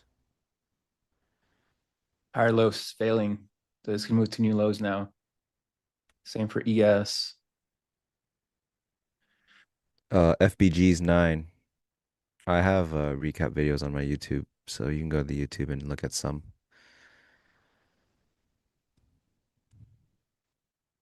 I've had requests for a Christmas drop, so before Christmas, I will work on something for you guys. Maybe today's trade.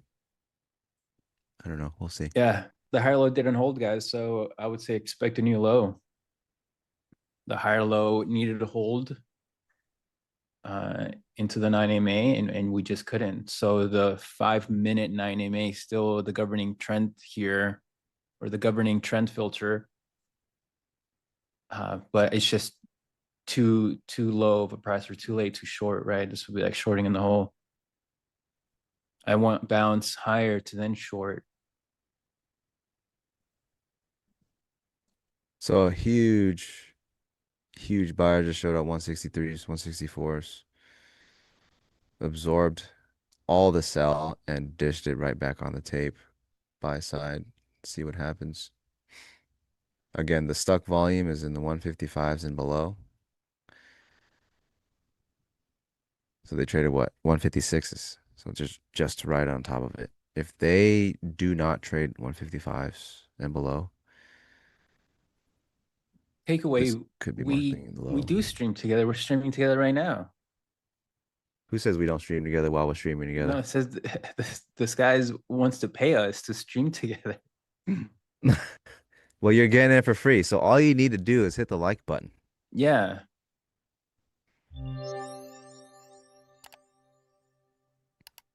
It's struggling here, guys. The tape is angry.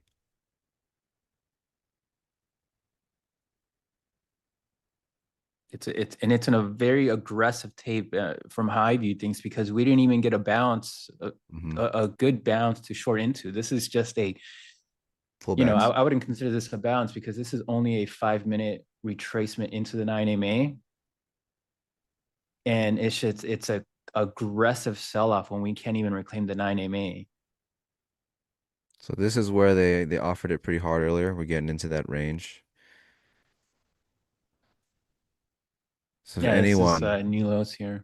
If anyone is trying to stick any longs, you've really got to keep your eyes peeled right here. And if they don't taper in the volume, you need to get out.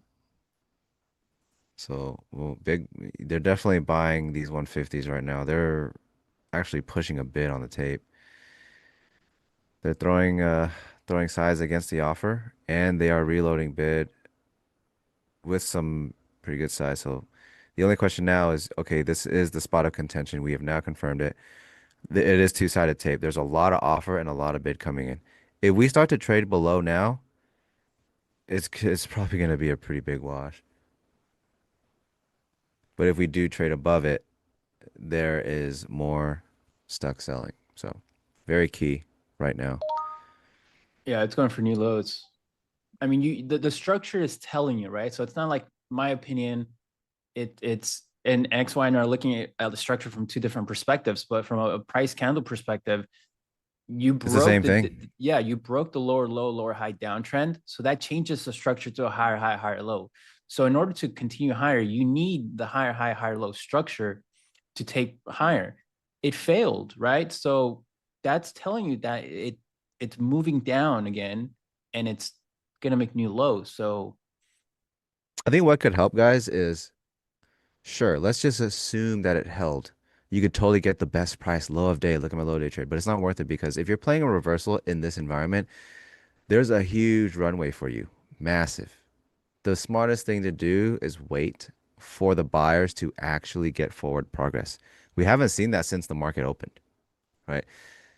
If you wait for buyers to show forward progress, it could mean a lot of things. One of which is as the sellers are clearly sitting on price in these 220s, it means that there's now enough buying to outweigh the sell interest for the first time ever. And that would produce that higher high. So that would be your first point. You get a higher high. You get proof in the order flow that in this range, demand outweighs supply. Then you can proceed onwards, wait for retracement, and then you wait for a sell side to start initiating again. At that point, it could be quite likely that they don't get forward progress. Now you have new risk to allocate. You have a new spot to allocate your risk to get all of the runway back upside, right? So it's really it's a really greedy thing to do to try to nab these lows when you could just wait for proof to come in, grab it along the way, be on the right side of the V, because in this environment, the runway is pretty big. You don't need to nab a low to try to get all these points. You can get all of these points still, right? And that's really Yes. how you stay out of trouble. And to add to that, guys, there's usually like yesterday. Yesterday was a good example, and I'll touch on my trading yesterday. But yesterday, and let me since I can't shorten the hold down here. Let me share that, and I'll go into like education more for a little bit, and to add to what XY said because it's important. Okay, so yesterday we had a big drop into that 400 zone, right? There was a lot of volatility. I didn't look to get that long. We had a big bounce. So then I kept watching price action here. We were consolidating, chopping around. I didn't make a trade. I actually missed the long here. I was walking my dogs, so I missed the long here. And then to add to XY's comment is that you don't need to catch the low, or you don't need to try and have any FOMO around that, because if you're getting a pretty big move in the direction that we think price is going, there's going to be many opportunities there. So for me, how did that look like? And then also to add, when you know what you're looking for, you have better confidence and more conviction. So if buying the low is not a place where you have high conviction or confidence, you're probably going to cut that trade soon, right? You're going to take partial sooner. You're going to want to lock in because you don't want to turn into a loss. So from a supply and demand perspective, we had that big bounce yesterday from 400. We consolidated, we created a wedge, and then we broke out higher. So this, to me, at that point, I had confidence that we were going to go higher because we were reclaiming this 560 zones, right? Which is what we tried holding this morning, but we failed. So what did I do? I got long the pullback into that area, and I held all of this into the Broadcom earnings, and I closed the last runners here. But it's an example of what XY is saying, and here's a visual of that, is that you don't need to be at the low. You can wait for other structure where you have more clarity, and maybe that clarity gives you confidence and conviction to say, yes, this is where I want to get in the trade. I am okay with the loss. And that's where a lot maybe missing here, is that you may not be okay with the loss, and you try and get out early. And if you wait for a setup like that, I mean, to me, this is a clear back test of this breakout here in a bullish structure. And that's when I got long. So hopefully that helps, because like XY says, you don't need to be the first one. After a big reversal, and if we're still in a bullish structure, hey, guess what? There's going to be more continuation setups into once a resistance zone is reclaimed, and then we bounce, we continue higher. And that will always happen. So it's better to wait for clarity so you have confidence and conviction, and you can manage that trade correctly. And it's just better for your mental and emotional health, or else you're just going to be trading all around that. And then a 2-day trade discipline turns into, oh, I overtraded and I went to 20 trades. Yeah, it's a slippery slope. Once you crack that window open, a lot of bad Yeah. things can get in. When, yeah, in reality, you see the battle, right? It was this was my experience. It was such a fucked up thing to constantly try to fight at highs or lows, right? You keep fighting that battle. You look at the price action, you look at anything, you look at the tape. It's like a knife fight down here, and you're just fighting for the best price. You want the best price. When otherwise, now that was the old me. The new me can just wait until things resolve, get alongside, make that money in a flash compared to without even breaking a huge sweat, and then my charts are off and I'm done with the day. As I started to get to that part of the trading, it just opened everything else up. All of this right here is unnecessary for these prices. You don't need this because if it does reverse, we're going to be trading well above this. Let them do the heavy lifting then, right? Let them do the heavy lifting. See which side of the tape is now caught offsides. Trade against that tape. Trade with the tape that's clearly seeing continuation. And if it's a reversal, right? Obviously, if you're trying to fight down here, you're fighting for a reversal. And if it is, look at how much runway there is, right? The next spot is it's gonna be IB low, right? If it is a reversal, they're gonna crack through this low volume spot to get to the prior node. That's just how it works. Because if they don't crack through this, it's not a reversal. But if they do, you're going to be trading the 300s, the 315s, 320s. And if it is a reversal, likely you're going to be trading POC right here, 360s. It's a huge runway without having to fight for access in this range. So let everyone else, kill themselves down here and wait for that outcome. Wait for the setup, and you can take advantage of it well after the fact. Yeah. Caden, good question here. What, this is on your own trading. Why did I have 4 good setups and 3 of them worked and I didn't enter? I would say that could be that you're trading setups that are not probably the best planned, or you didn't frame them where it could be like an A+ location, an A+ opportunity. And therefore you're trading maybe B or C setups, and the losses of those are affecting you emotionally, that when you do get good A+, let's say, setups, then you're not taking them because of the emotional, damage that you have from trading these subpar setups.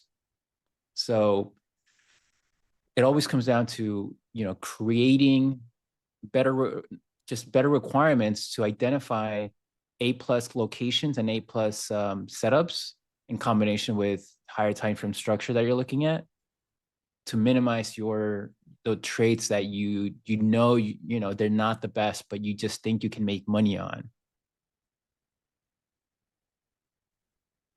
Dio says, me buying while I'm nodding to XY and Chris saying you should wait to buy. He's like getting long. He's like, yeah, I feel that.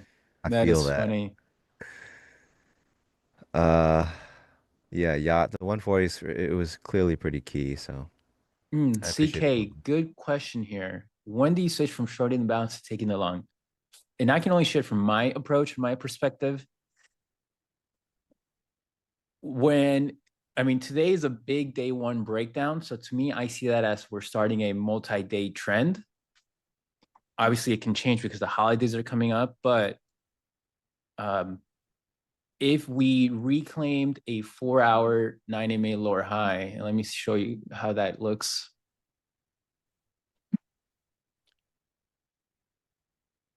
So we're seeing a big breakdown, right? And not only is this breakdown happening as this huge multi-week range, right? This was a big breakout here, rallied, consolidated, big breakdown. So to me, this is a daily failed breakout.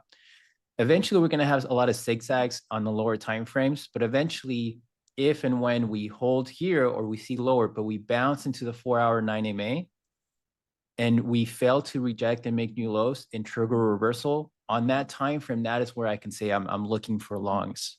But that's multi hours away, right? So like the first test here in NQ, we're in a pretty aggressive downtrend. I want to short the bounce into the 2050 EMA cloud here. The 20 EMA is like, I think, the most world-known trend filter that you can think of, both on the swing trading side and on the day trading side. Like it's institutionally recognized as a reliable trend filter. So on big moves like this lower, where it's day one or day two of a breakdown, or a breakout. In a breakdown, I want to look for a bounce into that area to short. And then you can imagine that when we form acceptance and start to hold there, we'll see a move higher. There's no other examples that I can show. But yeah, that was a good question that I can share from what I do.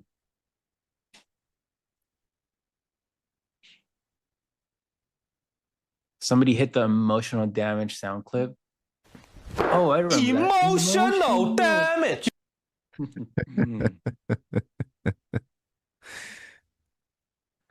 Yeah, I held the runner.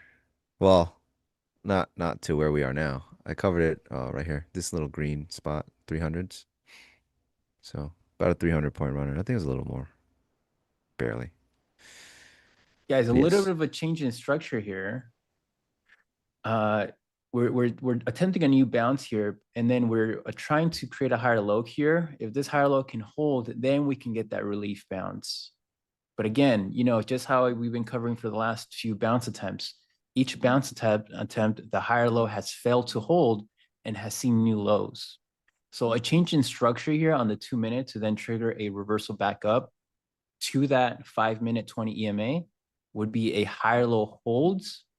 And then we break out of a like consolidation, right? And then that can be what moves price up into 260s. But all I'm looking to do there is short. Because this is a big breakdown. And I mean, for us to not even reclaim the 9 MA, that's pretty big. We don't see that often. It's super angry tape. Even if you guys look at this little tape reader that I have from the start of the day, it's just negative, negative, all negative, little rebid, negative, little rebid, negative. It's what you're working with. Yeah, They trade the are trend. consolidating down here.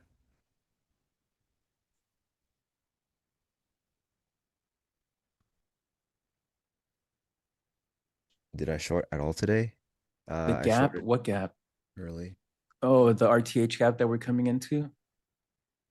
Or is it a gap? Let me see. I don't have a gap.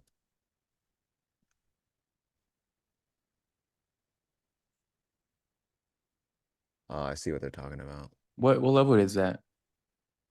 I don't have it marked as a gap, but it would be, let's see, we close here. Oh yeah, there is no gap. I don't have a gap. The volume Astro, no overlap. short for me this morning so far. I was managing risk. I was taking stops. I was taking on the chin on the swing accounts. A lot of names that I was long took hits. So I had to manage those. And then got on the stream and was looking for a bounce up here to short. Didn't exactly get there, so no shorts for me. But it's still early. I'm still waiting for that bounce into Yeah, there's still plenty of time. higher to short that. Yeah, I'll be shorting that for sure. This is the 50 EMA, this in red here, George. Yeah, I took a hit on the swing accounts, but it's you know it happens. So, guys, we've got some new. I've just got word that my tip jar is complete. So I think we're all going to see it for the first time right now. So if anyone would like to offer a tip, feel free to. This would be the first time I'm seeing the jar. I'm hoping it starts at about 25%. We'll see what they've Do made. the coins go up with the tips? No, they actually have to Venmo. They have to Venmo NinjaTrader and then they'll send that to me. But where's the jar?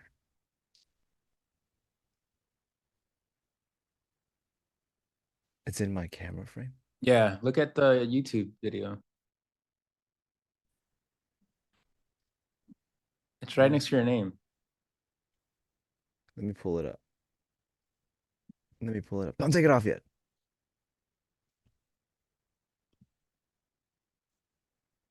I don't see it. How do we Venmo our prop from simp profits?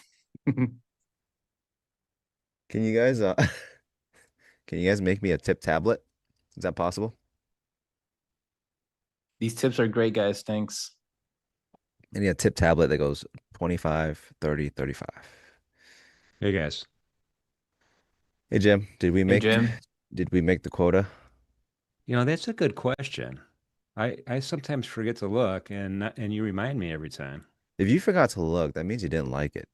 No, I definitely I the first thing I do when I wake up this morning, 5:30 a.m., I go and I open up both. I like them both right before I take a shower. First thing you do. I don't want to get in trouble with Leo. Probably have nightmares. Like, We I gotta gave press him the we like gave him button. too much shit for like 2 weeks straight. I know, and he's not done yet, I'm sure. So 587. We did a damn good job, guys.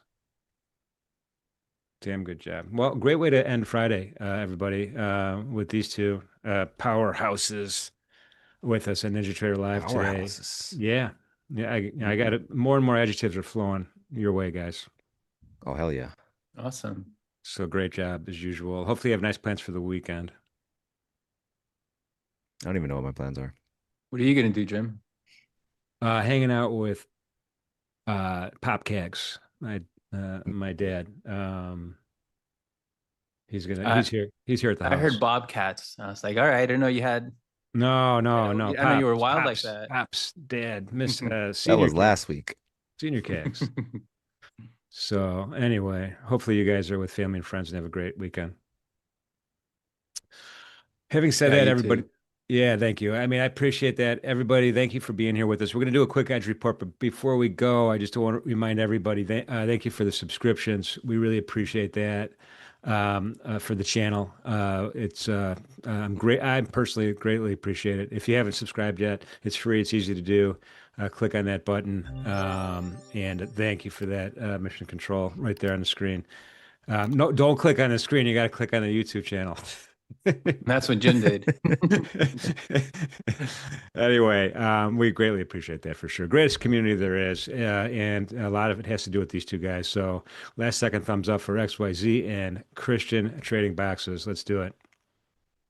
All right, guys. You all take care, Jim, XY. Have a good weekend. Yep. You guys have a See great you weekend. guys. I will talk to you guys next week. Let's hop in. Let me just share a screen here. We'll do a real quick edge report.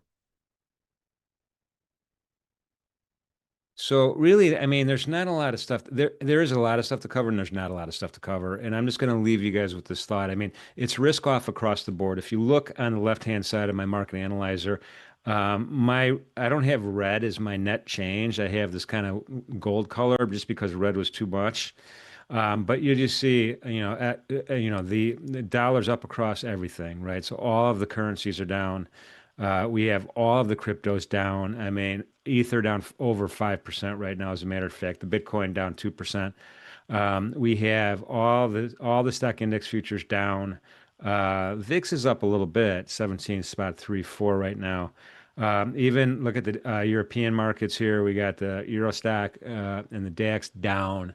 Nikkei down, treasury bonds down across the board. I mean, 30 years down big time. The crude oil is up a little bit. Crude oil is a little bit of green. We got a little bit of green on crude oil, but other than that, and our Bob maybes, but unched, but nat gas is down, heating oil is down. All the metals except platinum are down relatively large percentages, and I won't read them all. Even a lot of the grains are down. So today's a risk off day, and I have the chart I'm going to show real quick. Oh, it's already up there. My bad. This is the NASDAQ, and some great trading we saw this morning for sure. But after we left that VWAP, this is a 10-minute chart. It's just been in a free fall. Today's one of these days. I have a feeling it's going to continue to. It's not going to recover, I don't think. So be careful if you decide to get long. Pick your spots carefully. I'd be surprised if we had any kind of rebound in the stock index futures or in most of these markets today as well. It just seems like a trend day down. It's a Friday. Yeah, rollover complicates things a little bit, but at the end of the day, equity markets are just super, super weak. I don't even have any targets anymore on the downside. I mean, really, you'd have to go out for the Nasdaq. You'd have to go all the way down to S3, way down here to get like kind of a reasonable target. And, you know, if that happens, then that's not going to be good. But again, look at the slope of the VWAP band. It's just down. It's down. Even the S&P, same way. Treasury bonds is the big story for me anyway. And I'm just going to throw you up a daily chart on the Treasury bonds. And I think what Deli said last week or earlier this week, keep an eye on the bonds. It's going to drag down. It could drag down equities, and it certainly has. I mean, we broke through this area of support resistance that I had, that 115 handle. Now we're into the 114 handles. We're back firmly in that downtrend channel that I drew that started up at the beginning of at the end of November. September lows are cleanly in sight here at 113. So Deli was 100% right. This is dragging everything down. It's me and Craig and Tracy were talking about it. And Blake Morrow, global phenomenon here. So keep an eye on this. It will turn around eventually, but again, it's not today, in my humble opinion. I don't think we're going to get a bunch of bond buyers popping back in here today. So having said all of that, let's go ahead and end the morning stream.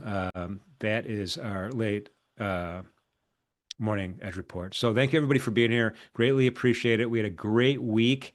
Next week we're gonna be here at full strength. We'll have Deli, we'll have Shy, and of course me and Craig. So and a whole great cast of folks are coming next week as well. So really looking forward to it. Everybody have a great weekend. Thank you so much for being here, a part of NinjaTrader Live. Means a lot to me. Means a lot to us.